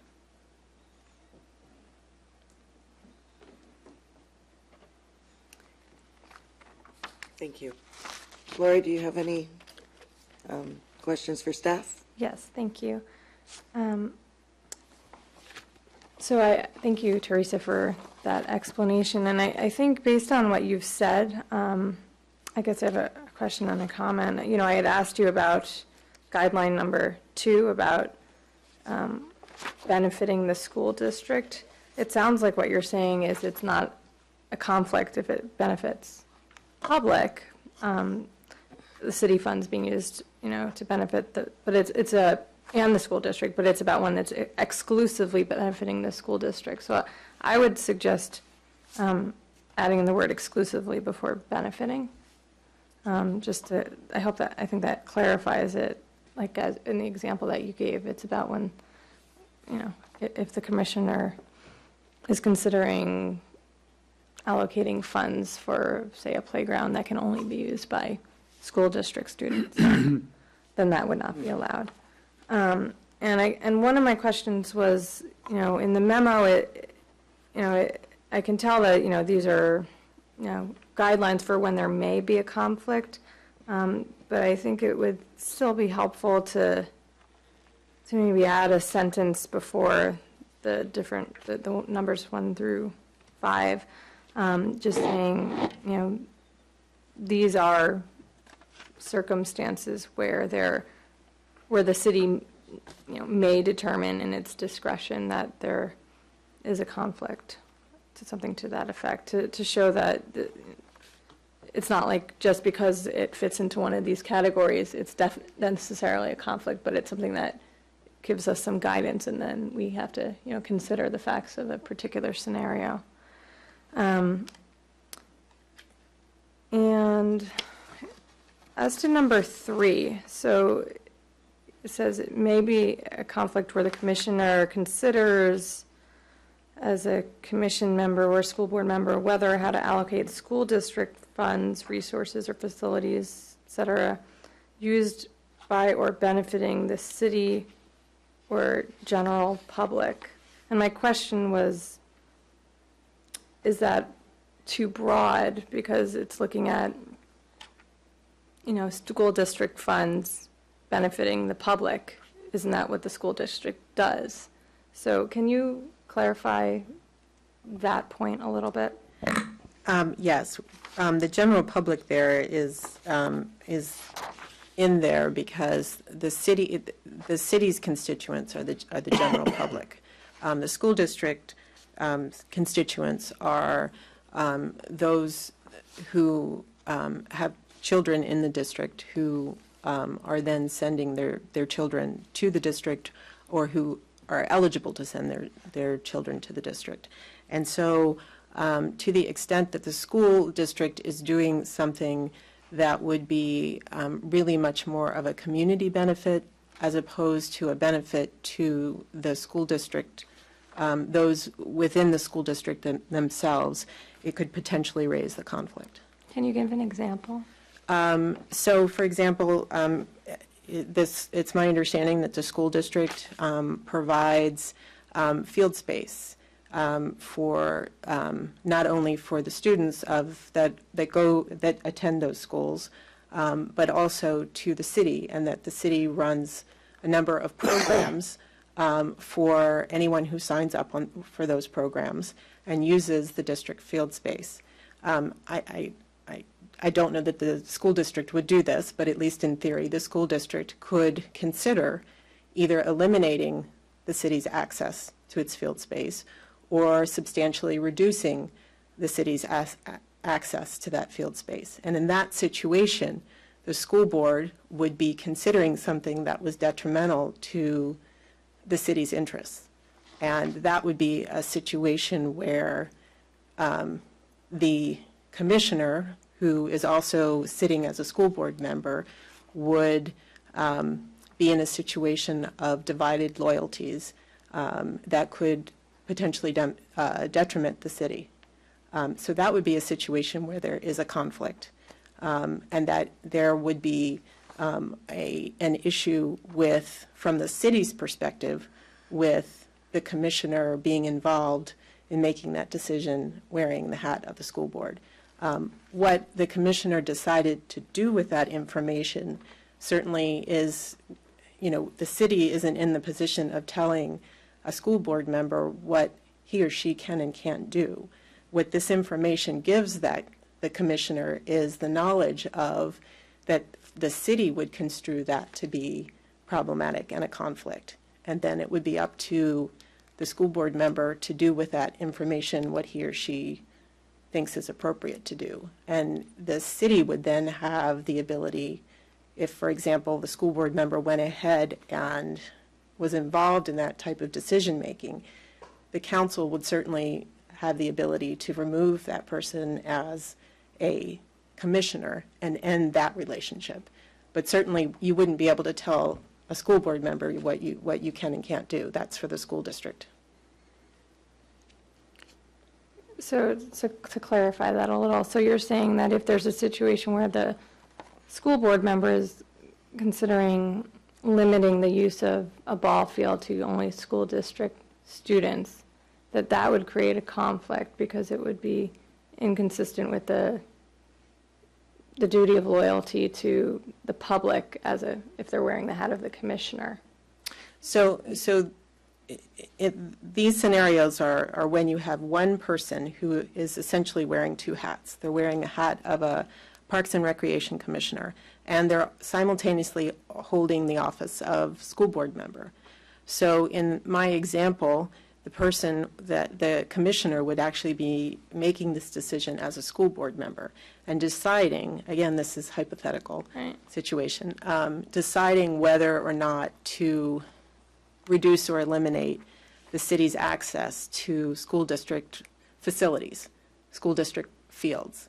And in that situation, it would be a conflict of interest because the commissioner would be in a position of having divided loyalties. On the one hand, there is a duty of loyalty to the city and not to do something that would compromise the duty to the city. On the other hand, you're engaging in a conversation about doing something that would be very detrimental to the city. Okay. Okay, so that clarifies it. I'm wondering if we want to put in a word that says, after facility, program, or project, currently run by, used by, or benefiting the city or the general public. Because that Where- shows where that, you- so this is under number 3. Adding the word currently kind of shows that in this, whatever situation, school district funds are currently being used to benefit the city or general public. And this would be a situation where the commissioner is then considering restricting those funds to go only towards the school district. But adding the word currently, wouldn't that reduce the broadness of the statement and limit our enforcement ability on, even though these are just, I think these are guidelines that should trigger in the mind of the commissioner and in the council that there may be a problem and that maybe we need to look at the facts. So the difficulty is in creating specific guidelines that are specific in every case is a bit impossible because you really do need to look at the facts. And so these are areas where if you find yourself in this circumstance, you need to, unless it's very clear that there's a problem, that a phone call needs to be made to the city attorney to check it out, to see if there's a problem. So I think if, by adding the currently here, I think that you are potentially leaving out problematic areas. And I think it's better to cast the net a little wider in these guidelines, which would then allow the commissioner, or in the case of the council, if the council's questioning it, to come to the city attorney with the facts to say, what do you think? Is there a problem here? I think if we restrict it too much, then the commissioner could be in a position of saying, well, the guideline says this, it didn't fall into that bucket, it was outside of that bucket. And so the commissioner then may be in the position of not realizing that there's a problem. So I think we need to be careful not to try to restrict this too much. Okay. Well, then my other suggestion, which maybe you can comment on this, would be to just, I'm trying to think of ways to clarify it because it wasn't clear to me what it meant by benefiting the city or general public, but what it sounds like you're saying is that that's as opposed to solely the school district. Would that be too restrictive to add in? We can clarify what we mean by the general public here. Right. Certainly, if it's a program that's benefiting the school district and school district constituents, then you don't have a problem here at all. The problem is when you're doing something that would be for the benefit of the general public, like, for example, providing field space. I mean, that is for the benefit, it's certainly for the benefit of the city, but it's also for the benefit of the general public. And so, the city is the constituents of the city are the general public. Right, right. So what I was suggesting is that it's as opposed to solely the school district. And maybe just to clarify it, that when you're talking about the general public, you're not talking about only the school district. It's sort of the opposite of number 2. Because my concern with number 3 is that when I read it the first time, I thought it kind of tied the hands of the commissioner to consider allocating school funds for anything that benefits the general public. But what she's saying is that it's only when it's benefiting the general public, and then the commissioner is trying to do something that takes it away from the public and restricts it only to the school district. So I think some clarification in that regard would be helpful.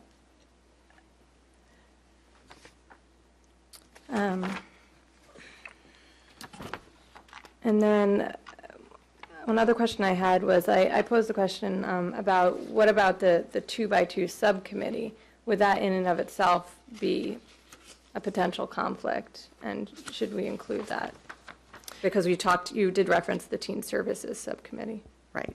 I'm just going to go back to the prior comment on Guideline 3. We can clarify what we mean by the general public here, but I think it would be too restrictive to say that only where there is a detriment to the city. It gets too convoluted, and I think we would have to do a case-by-case analysis at that point.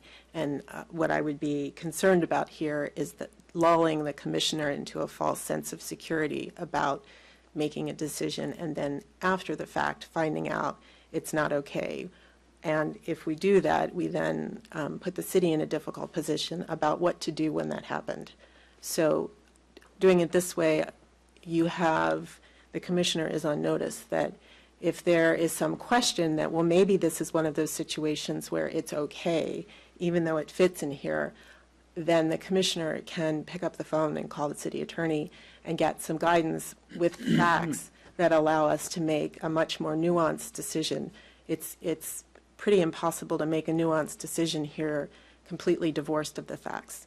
And so, these are broad, and there may be some facts that fit in here that are okay, but it's impossible to list all of those out, and I don't want to tie your hands if there is a problem, and I don't want to lull the commissioner into a false sense of security. And so I think it's better to draft a little broader with the caveat of come talk to the city attorney when you have some facts here if you think that maybe it isn't a problem. Okay. Okay. So the 2x2 committee, as I understand it, is an advisory subcommittee consisting of 2 members of the council and 2 members of the school board. And that, again, it's advisory. They discuss issues of common interest, reach some resolution as to what should be recommended, and then make recommendations to the city and to the school board. In that instance, from purely the perspective of the city, I do not see a problem with the school board, the commissioner serving. The question that Councilmember Liu asked was, would it be a problem if the commissioner served on the 2x2 committee as a representative of the school board? So one of the 2 school board seats would be a person who was both on the school board and a Parks and Recreation commissioner. And my response to that is I do not see that as being a conflict in the sense that I think from the city's perspective, that commissioner could serve. There may be instances in which a particular matter is coming before that subcommittee where a problem exists. And I think, again, we can touch base about that if that's something the council would choose to do. From the perspective of the school district, however, the school district may have more of an issue with that, and that, of course, we would leave to the school district and their council. Okay, thank you. And then just to respond to your question in the memo of whether we want to have an automatic forfeiture of the commission's seat if the council finds that the commissioner failed to comply with his or her duty of loyalty. I think that's sort of a little too harsh to have a bright line, automatic forfeiture. I think it's something that we would need to consider on a case-by-case basis to see if there was, if it was intentional or maybe it was just negligence or the commissioner didn't see the conflict until it was brought to the attention of the council. So I would suggest keeping it more discretionary. So those are all my questions. Right.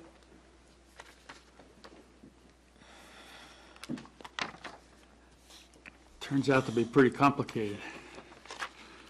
In reference to what the conversation, most of the conversation that's just occurred, I would like another whereas in the ordinance, because that's what's going to end up, with some kind of historical permanence.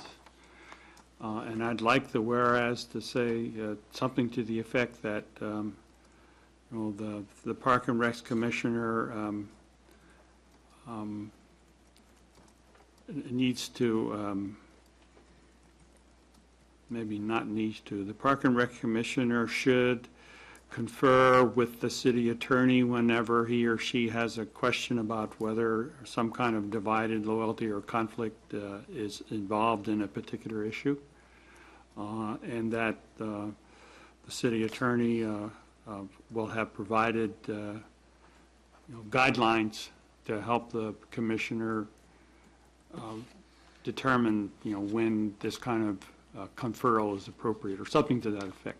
Because nowhere in all the whereases and so forth does any of the stuff that we just talked about is not referred to.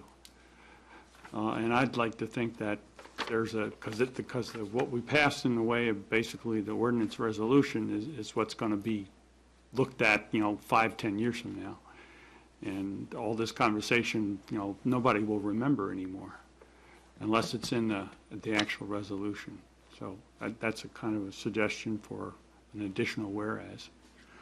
And then there's a whereas here, and you repeated it in your oral statement, that is not quite correct, and so that's another thing that concerns me.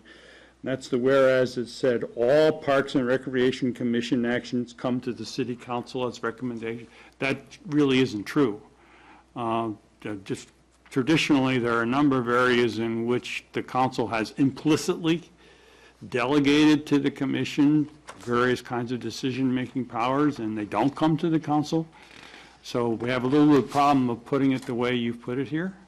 All the major policy and budgetary decisions too, but I give you an example of a very recent contentious issue, and that was whether businesses should be at the community festival, have tables and so forth.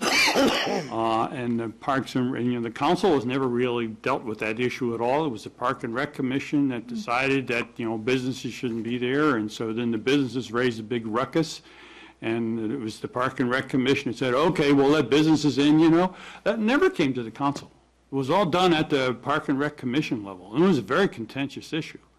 So it isn't really quite true to say that everything that's significant, comes to the council. So I think most of the things in which a conflict would be involved, divided loyalty, would come to the council, and certainly all the major policy decisions and all the major budgetary recommendations, they come to the council. But there are a number of things that the commission just historically or conventionally has been deciding on their own and have not brought it to. So it's not correct to say all actions. So I'd like to see that modified to make it more historically accurate. Can I add to that thought? So if I agree with what you're saying, and I had asked the city attorney about, well, are there any circumstances where it wouldn't come through a decision to the council? Well, if that's the case, like you said with the community park issue, then how would we be apprised of whether there is a potential issue if these discussions, if not decisions, are not happening at the council level? How would we be on notice of any potential conflict? I think I'm going to have to defer a little bit to the department director here on what kinds of decisions don't come to the council, and what is the what historically, and also to the extent that there's been authority delegated. Sorry, Stuart. No, you're on the thanks. spot. I think the kinds of decisions that are taken care of at the commission and staff level are those on the day-to-day operations of the department and how events are run. I mean, we don't come to this commission, makes a decision on issues about the Festival of Lights. What kind of entertainment would be there?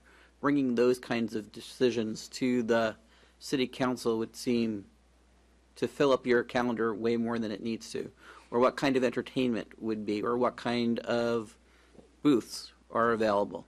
I mean, those are the kinds of things that are inherently in how do you run the event, not what the cost of the event is, or how many people constitute a party for a park. Those are council kinds of decisions. So I mean, it's if it's something that the staff feels as if it's something within the purview of the budget, within the purview of running an event that staff could do, then those are the things that we don't bring back to the council. But if there's going to be a new program that's going to cost money that wasn't part of the budget, that would be brought back to the city council. Yeah, So it sounds like budgetary issues would come to the council, but I guess Right, I mean. if they're you not think of it- budgetary, I think we need to make sure that staff is really keeping in the back of their mind, whether there's any potential divided loyalties from any, Right, so I mean, Decisions if being you made. think about those kinds of things that would be more divided loyalties between the school district or, potentially, it may not be a school district, it may be a different agency. I mean, a person could also be working for a different city and be in their Parks and Recreation program, and therefore you want that person to be here as a Park and Recreation Commissioner. So, I mean, I think those kinds of things where we are working on the bigger policy questions about, should we be using fields? Should we be using school facilities? I mean, those are going to come back to the council. I don't see a conflict of interest on whether or not a particular kind of vendor is at a particular event, unless we say that only school district vendors could be there. I mean, and I think the budget and the big policy questions are going to come back to council. Right. And I agree, and I understand what you're saying is not that we don't bring everything that goes on at the commission back to council for a decision. Right. And I think the whereas can reflect something like that. Right. But I don't think it really has an impact on those decisions that you would see as a conflict of interest. I agree. I just had a problem with the language. Yeah. So is it fair to say then that the things that go to the commission but that do not go to council are things that are items that the staff would have authority to decide but chooses to get some input from the commission on? Routine items? I think routine. I mean, I see them as routine. They're not. They're not major policy issues. They're not budgetary issues. So, We're not going. We bring back every time we do a rate increase. We bring back if we're going to put on a program, it's either going to come to you in the budget or it would come to you in some other fashion. But from a day-to-day perspective, staff adds classes all the time that we don't bring either to the commission or to the city council because that would just, again, seem, I don't think you want to hear about the next time we add another Zumba class. So I think the staff does have that perspective of where those kinds of divided loyalties could be, and especially if we have a person who's a commissioner. So the things that come to council are things that are policy matters. Right. And that's true with any department. And the Right. day-to-day running, the administrative part, doesn't come to Right. to council. Obviously, if the city manager has a policy question that comes along, the city manager would come to council. And so it sounds like the things that the Parks and Recreation Commission are doing that do not come to council really fall within that sort of administrative day-to-day operations that aren't the kind of thing that would come to council anyway. But certainly, there are all kinds of other conflicts that a commissioner might have. And the commissioner has a duty of loyalty. Any commissioner has a duty of loyalty to the city. This is not unique to the Parks and Recreation Commission. And certainly, to the extent staff is aware that there may be a conflict, staff can alert the city attorneys, staff can alert the commissioner to say, hey, maybe we should talk to the city attorney about this one. So I think there is with staff a level of checks and balances that may or may not provide council with a level of assurances here. And that's obviously something for the council to decide. Anything else, Ray? Yeah, well, those are my two big concerns. Then the question becomes, so how do we, proceed this evening?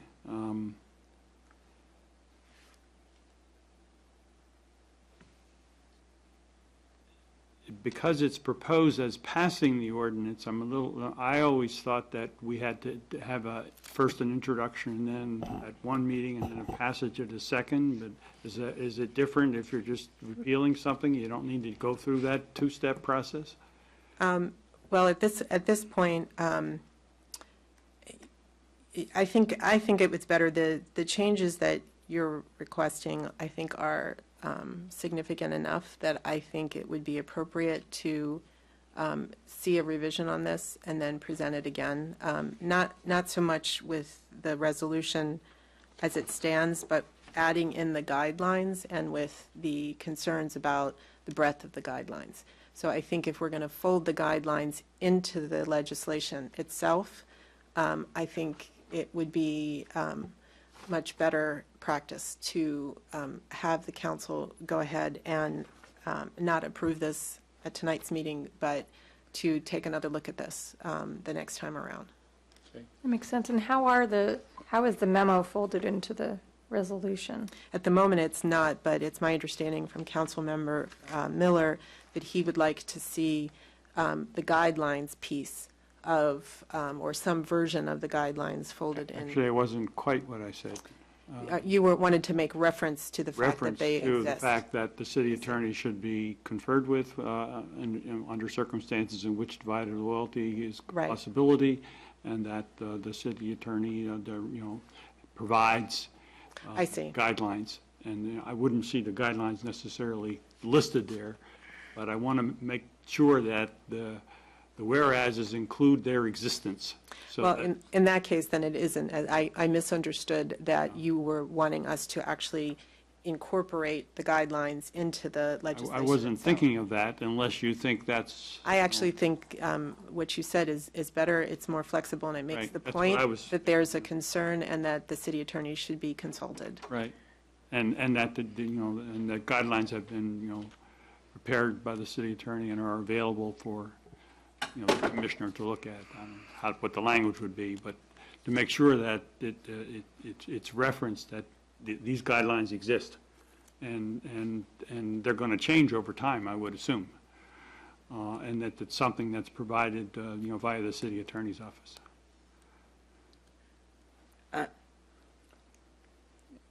May I? Sure. It was a little bit more difficult for me to follow some of the stuff that Lori was trying to reference in. I think that on page 4 with the city, to the city may be compromised, he or she is also a school board member. I think that is good language. I don't think it should say these are possible compromises. I think that the word may expresses that, and that is, so I'm not sure which language that Lori was trying to make comments on were things that you've made notes in to change. And then on the original ordinance that we have that says that a Park and Rec Commissioner cannot be a full-time position in the city. That is going out with this ordinance. And we've never really discussed what the impact of having a city employee sitting on, whether it be the Park and Recs or the Planning Commission or any of our commissions. And so I'm not sure how that I know it's normally not done where we have a full-time employee, but this is taking that out of the ordinance. And what's your view on how that could affect an employee also being on an advisory commission? Well, you don't have a similar provision for any of your other commissions, which doesn't necessarily answer the question about whether you want to remove it or not. It doesn't. But it is a fact that you don't. I think it is a policy call for the council. There isn't a state law requirement that you can't. That said, does the council want to appoint a city employee to the position? Maybe if the city employee has nothing to do with rec parks. If it were a rec parks employee that you're appointing to the commission, you know, I think that probably would create a lot of problems and difficulties. Probably not something that I would recommend doing. So I think this is a provision that would remove a prohibition against doing it, but ultimately who you appoint is within your discretion and how you exercise that discretion. And would that, having a full-time city position person appointed, would that affect employment law, where they would still be, basically could be considered on the clock or could be violating wage and hour? No.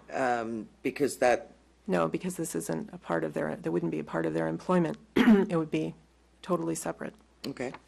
You know, if you were to, I'm just going to pull someone out, put a firefighter on, assuming that worked with the hours and everything, that doesn't present the kind of issues that would present if you were allowing or appointing a staff member from the Recreation and Parks Department. I will point out that the code that currently exists precludes a Parks and Recreation Commissioner from holding a full-time position with the city. It doesn't preclude a part-time position. So you could have, currently, if you don't make a change, you could, if you wanted to, appoint a part-time city employee to the Parks and Recreation Commission. There's nothing that would preclude it. Again, if you're talking about an employee that works in the Parks and Recreation Department, I would advise against it. Okay. But certainly we could remove that from the ordinance if the council determines that it wants to repeal portions and leave that portion. We could make the change to the ordinance so that you're not repealing the whole thing, you're just amending out the parts and pieces that you want to get rid of. So I think we need to get an extension of the meeting. We're starting to lose some people. Well, you're about to lose me, Yeah. because we Motion do to have some extend to information that we need to go over. till 12:30. And I've just about lost it. I'm not quite sure why we are spending this much time and this much legal staff on this issue. But Motion to extend till 12:30. I'll second. Can you clarify which provision you're talking about changing? Do we want to vote? Oh, sorry. Wait. Yes. Oh, yeah. all in favor? Aye. Aye. Which provision I'm thinking of changing, or You Ray? suggested, you were just having a discussion about city employee issues. I can explain, Okay. Your Honorable Mayor, if you'd like, what Sure. the provision is. The provision that is being repealed or proposed to be repealed is a provision that has several requirements. It says that anyone who is sitting as a member of the Recreation and Parks Commission cannot hold another public office, but it also says that a rec park commissioner cannot hold a full-time position with the city. Okay. And so the question is, would it be appropriate to get rid of the prohibition against holding a full-time position with the city, or whether that's something that the council would want to keep? The implications. I was asking about the implications of having a full-time employee. It's like if one of our staff members, an employee of the city, wanted to run for city council. Is that precluded? That's an entirely different issue. That is not this issue at all. Okay, And one doesn't lead to the other. okay. So I wasn't sure because I know there's some preclusions on that. Yeah, yes, there are. So you don't have to worry that whatever you do here is going to pave the way there. So do you feel comfortable that the changes that you've been asked do not change this this ordinance and we can go ahead with, I'm sorry, I think it's the late hour. I'm going to ask you to ask me that again. I somehow got lost in it. do you feel that the changes that we've asked to make to this ordinance make it where we should not approve it tonight and read it again with the changes? I think that you could do that, and perhaps that would be the best thing to do. I think that What's the best thing to do? to go ahead and wait till next time. I think that if you're comfortable, if we're not putting the guidelines in, I would be comfortable with you approving this tonight, if you're comfortable with it. You can wait till next time.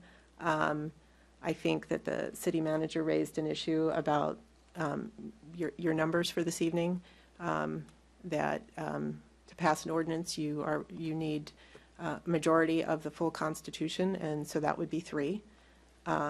So I don't know whether this is something you would want to try to act on this evening, or whether you would prefer to go ahead and have us make this change, and then you can vote on it at your next council meeting if that's your pleasure. I'm happy to go forward with however my fellow council people want. No, but the other question that I asked before, I don't think I heard an answer to. And that was, do we need to do a 2-step process, introduction and then pass? Usually for an ordinance or anything related to ordinances, first you introduce something and then you have to bring it up another time to actually pass it. Yes, you need a second reading. So on this. that would be the case with this. So what we would be doing basically would be introducing it. We were not really passing it tonight, if we were to move ahead You would positively. you'd be passing it on a first read, but it has to come back for the next have to read, come and back. then it would take effect 30 days after that, After the actual passing of. after the second time. Second. So if you were to take a vote tonight and you were to pass it on a first reading, you would then see it again at your next meeting and take another vote. And if it were to pass on the second reading, it would then take effect 30 days later. And would you be able to, with that first reading, or I guess that would be the second reading the next time, would you be able to add in the whereas clause that Ray had Well, suggested? you've been clear about your direction, so if you take a Okay. vote with the changes reflected, you would then be able to approve it on a first reading this evening. Okay. At the next council meeting, you would be provided with an amendment, which would show those changes. And would it also include the amendment that I had suggested to the memo? It sounded like the only change that you felt was appropriate was to add in the word exclusively before benefiting in number 2. I think what I would be Or- doing, you're not voting on the The memo. You're not. How voting- would that be revised? in this process? We can do a revised memo, which would update based on the consensus. I would clarify, it wouldn't be substantively different, but I would clarify the sentence that leads into those 5 different guidelines. Okay. To make it clear that these are areas where it may create a conflict and that the city attorney should be consulted. I will make that more explicit. On number 2, I will clarify the issue that you raised, which is the issue about benefiting the school district as opposed to benefiting everyone, including the school district. I'll make that clearer. Okay. I'm not sure that I wouldn't do it the way that you've proposed, with all due respect, because I'm concerned of another type of ambiguity there. But I will make sure that it's very clear that the concern that you raised, which is the concept of exclusivity, is clear in that. Okay. And then you had asked that I clarify the concept of what the general public in Guideline 3, and I can do that as well. Okay. And again, just the concept of, if these situations arise, it's time to talk to the city attorney will be the clear takeaway from this. Okay. And the wording for the benefiting, you want it to be exclusively, not primarily? Because that seems, Well, it wouldn't, the concept that, and this was my concern with using the word exclusively, which is why I wouldn't do that. Right. The concern that, my understanding of Commissioner Liu's concern was that in a situation where you were looking at a program that benefited everybody, essentially, or all kids in town, that you don't have the problem here. And my understanding was that Commissioner Liu was concerned that because it also benefits the school district, in addition to everyone else in town, that the conflict would be raised. And that's not the case. That if the school district is being benefited along with everyone else in town, there isn't a problem. The problem comes when the school district is a select population being benefited. Selectively, whatever, you'll come up with the correct terminology. And then Councilmember Liu also had a concern about that if there was a something that was found to be in violation, that the commissioner would be automatically dismissed, and how is that changed in the ordinance? I don't see that as being changed. This was, it's not in the ordinance. It was an option that was being presented to council should it choose to take the option. Yeah, that was on page 3.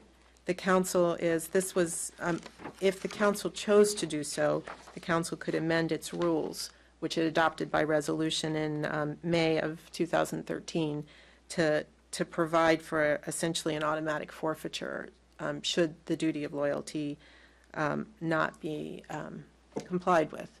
And Commissioner Liu suggested that she did not think that was an appropriate amendment to make. I think I don't know what, the council has not addressed that issue. If the council wants to address that issue and decides to amend it, we would then have to bring another resolution amending the rules. That would not be part of this ordinance. That would be another separate. So these are rules that are already in effect and are passed by ordinance, so it's not something that's involved in this ordinance. It's not. It was passed by resolution, and it's attached to the memo we provided. It was the first attachment. There's a resolution, and the exhibit to that resolution are the rules and procedures that the council has adopted for all commissions and committees appointed by the council. And so if you wanted to amend those, we could amend those, but that would not be by ordinance. That would be by a resolution, and that would be done separately. So unless there is some direction by council to direct us to That do would that, stay in place. then we wouldn't make that change. Okay. What's the council's pleasure? I think the rules and procedures provide a vehicle for removing someone if they behave in ways which demonstrated their loyalties are no longer with the city. I think It does. it really states pretty clearly that the council can just say goodbye. The important thing is to make sure that the commissioner understands the rules. Right. And the ordinance that you are proposing, that the council is considering, would do that, particularly with the addition that Councilmember Miller has suggested. It provides notice that there is a potential problem and that there are guidelines, and the city attorney should be consulted on this. And so that is the important piece, that the commissioner understands what the issue is and that you haven't waived the conflict. Right. So what's the council's pleasure? Do I have a motion to approve? Yeah, well, I think whether we actually take the motion and so forth is really, I think, up to you. Sorry to put the onus on you, but if we need 3 votes, And if you're not prepared to provide one of those 3 votes, and I am not prepared to vote against this because I think we've spent enough time on it and that it's really almost a moot point because the situation no longer exists, and it will be up to the council in the future to make a determination if we want the situation to go back into existence. So I'm prepared to vote on this. Oh, okay, I'm prepared to vote as well. okay. No, I think it was sort of up to you, because it's okay with me as long as there's, change and additions are made, then it seems all right to me.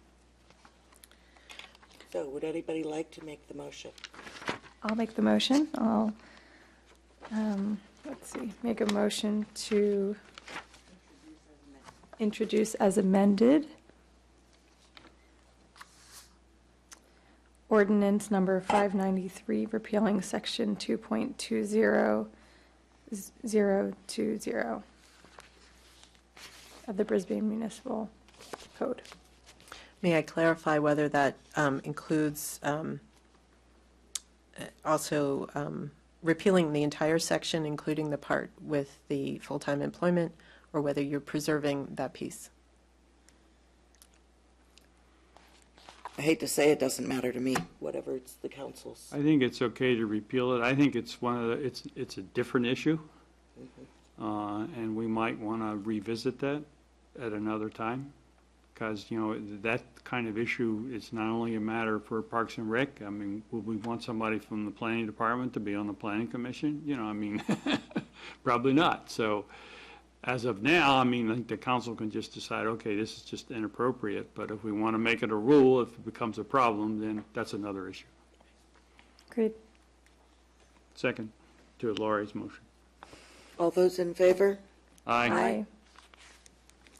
So, I guess we'll extend the meeting, if I can get a motion to 12:45, and we can invite Councilmember Lentz back in. Do I have a second? Reluctantly, motion? can I come? Motion. Reluctantly, yes. We need to. Very reluctantly. There's, Before tomorrow. Some of them are timely. The city selection committee. So you made that motion, Ray, to extend the meeting until 12:30? Yeah. What's that? Yeah. 12:45. 12:40. Killing me. All right. Okay. Staff report, city manager's report. None.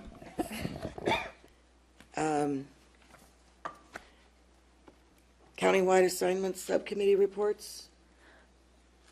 Due to the late hour, can we, anything that we can postpone?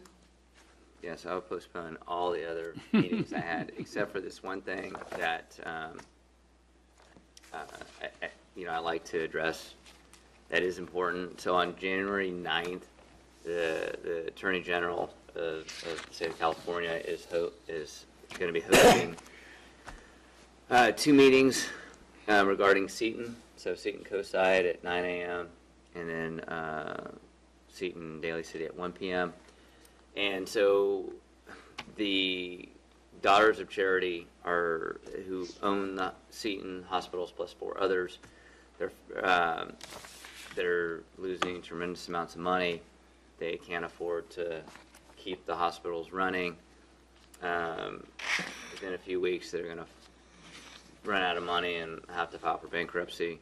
So they have done this exhaustive search to find someone to buy the hospitals. And so now they've picked this one company called Prime Healthcare.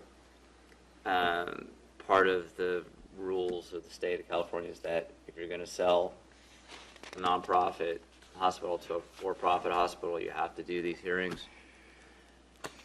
So, but there's been some opposition to the sale, and if the sale doesn't go through, there's a possibility of the hospital closing, and that would be very detrimental to our community with the emergency services and the people that use the hospital, primarily Medicare and Medi-Cal patients.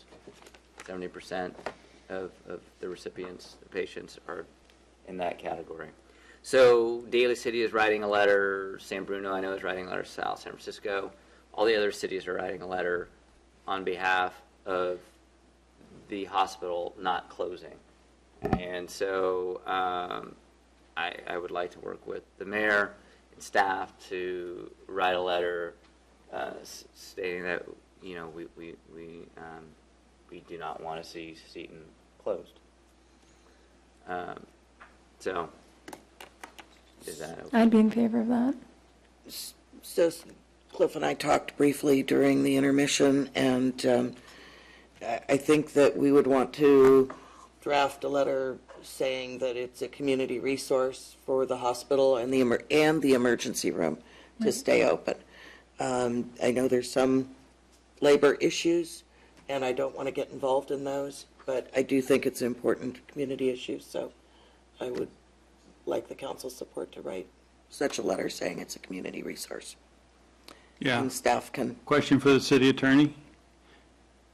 Sorry. Put you back on the docket again. Sorry about that. Problem. Since this wasn't really on the agenda, can we do it as a council, or should we just let the mayor do it, or what's your advice? I'm afraid I was speaking. This is a matter of, that Cliff has just brought up, about the closure of, the potential closure of the Seton Medical Center. And he's suggesting that we write a letter opposing that, along with other cities who've done the same. You would need to put that on the agenda for another time. You can talk about it. Trouble is, the meeting is January 9th, so that they're going to be considering it. I was not saying opposing closing the hospital. I thought that if we, as a council, agreed it was a community resource to have a hospital and an emergency room, but not directing one way or another on the Okay, I heard, issue. the way I heard Cliff was that language, but Yes, that was. anyway, my question is, what can we do, or should we just let the mayor write? Because there is a time problem. Certainly, any council member can choose to write a letter on their own behalf as a council member or as the mayor. But we just would need to be careful that this was your opinion as an individual as opposed to an action taken by the council. Okay, All right. Okay. thank you. All right. So just as a heads up, then I will write something on behalf of myself, but not of the council. That's fine. Okay. Could you provide us a copy with of us with it in case we would like to also write a similar letter? Sure. Yeah, I think we all agree with the sentiment. That's Right. not the issue. It's a question of whether we can legally do it or not. Sure. Thank you. Yeah. And then the other subcommittee issue I wanted to bring up was Terry and I, we were on the planning issues subcommittee, and we met on Monday to talk about setting up a process for potential sale of the quarry. And we talked about having, well, Terry had mentioned she wanted to have the developer who's potentially purchasing the property set up some parameters for what type of project they would like to propose to the public. And then we talked about having some stakeholder meetings potentially by topic, where we could talk about, and the stakeholders would be based on potentially the Crocker Park stakeholders. And city staff had also recommended we consider the participants in the Citizens Academy over the years, because that has a group of residents who may be impartial and not have preconceived notions or strong opinions about what should or shouldn't go in the property, but people who are invested in the whole civic process, given they've gone through the program. So the stakeholder meetings could be by topic, looking at what kind of residential development would you want there, what kind of commercial development, if it was just to be reclaimed, what reclamation are you interested in, what community benefits would you like to get out of it, And all of those meetings, we could invite the developer so that they have an ear for, it would be more of a conversation. Because the developer in this case has written us a letter and indicated an interest in having it more of a community-based project planning process rather than here's what we want to put in the quarry. Do you like it? So really kind of starting with the community. And then we would also have the opportunity for a site visit. And we talked also about having a council workshop, somewhat like we did with our economic development workshop, where we can have a conversation with the developer about what's economically feasible. And those are my notes. Terry wants to add anything? So just so it's clear, I think that Cliff's also been in conversation met with the developer on the economic subcommittee and has done a site I did. and perhaps a personal meeting with No, someone. I visited the site. The potential buyer, Todd Berryhill. Berryhill, he was doing his due diligence with some geotech folks at the site and asked me if I wanted to visit the site to look at the site. So I did attend that meeting. Okay, so you okay. Yeah. So So Lori and I did meet on this, and it is an important issue that I think, besides uninterested or impartial people should be involved in the stakeholders. I think that all members of the public should be, many members and a broad spectrum of the public should be involved, because any development or the possibility of development in the quarry is a really important issue to all of Brisbane. So I think it's important, and at 12:35, most people are not listening, but it's an important issue that we will be keeping people up to date on our website and when meetings come up, whether it be through the economic development or through the planning issues or through any other groups that we want to make sure that people are really involved in it. So we do have an upfront idea of what would be acceptable to our residents. So that's an important announcement. Thank you. Yeah, no, I just want to say that I think, where you guys are coming from in regards to having the community, get involved from the start, up front, and understanding, working with the community to find out what the community wants prior to the developer coming in with a plan. That's a smart move. My thought was that it's really hard for us to go in with just a wish list and ask the developer for whatever. And so they really do need to have some parameters of what Absolutely is there. We can't just go in naked on that.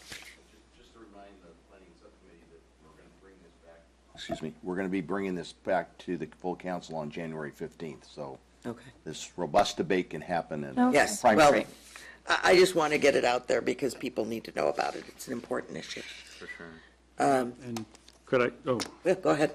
just want to, I have not visited the site or talked to anybody about potential development of the quarry, but it would seem to me that two things, quite quickly. One is that on the issue of housing in the quarry, the people spoke pretty loudly in a fairly recent election, and that essentially, I think, is policy of the city now. That's number one. Number two, if we want to, find out whether people have changed their mind on that particular issue, then it would seem to me that the survey that we're in the process of preparing would be a good vehicle for that. It's a good idea. Yeah. I guess we're gonna bring it back on the 15th, and I think that's better. Okay. Bring it back. So, any other countywide assignment subcommittee reports that can't wait? No. Written communications? Can we move the appointment of council members to work with joint subcommittees to another meeting on the 15th? Okay. Item C. Yep. All right. And I think also reviewing the council subcommittee list, since we're missing one member, should wait Well- until that meeting? That is time sensitive. Oh, I'm sorry. I thought you were doing item E. No, I agree. Item D should be deferred. Okay. Item E, Council of Cities, City Selection Committee appointments. We discussed this at the last meeting, and I had direction on the Bay Area Air Quality Management District that we had 3 votes to 2 for David Canepa and 2 votes for Kirsten Keith. Cliff indicated he wanted to make a comment about that. That is correct. So after our meeting, I spoke with Liza Normandy. I also spoke with David Canepa as well. And just because I've worked with all 3 of the candidates, and just working with their styles and what they bring to the table, I think Liza Normandy would be the better candidate. So at the last meeting, I had chosen Kirsten Keith, and I want to change that to Liza Normandy. And so, and since you did bring it up, I mean, if other council members wanted to change, I think it would be good for our city. But I'll leave it at that. Any comments? No change. Okay. And then we had been in a tie vote over the San Mateo County Transit District representing the central cities, where we had Mayor Wayne Lee and Councilmember Charles Stone. And we had 1 abstention on that. Have we? That was me. That was you? Yeah.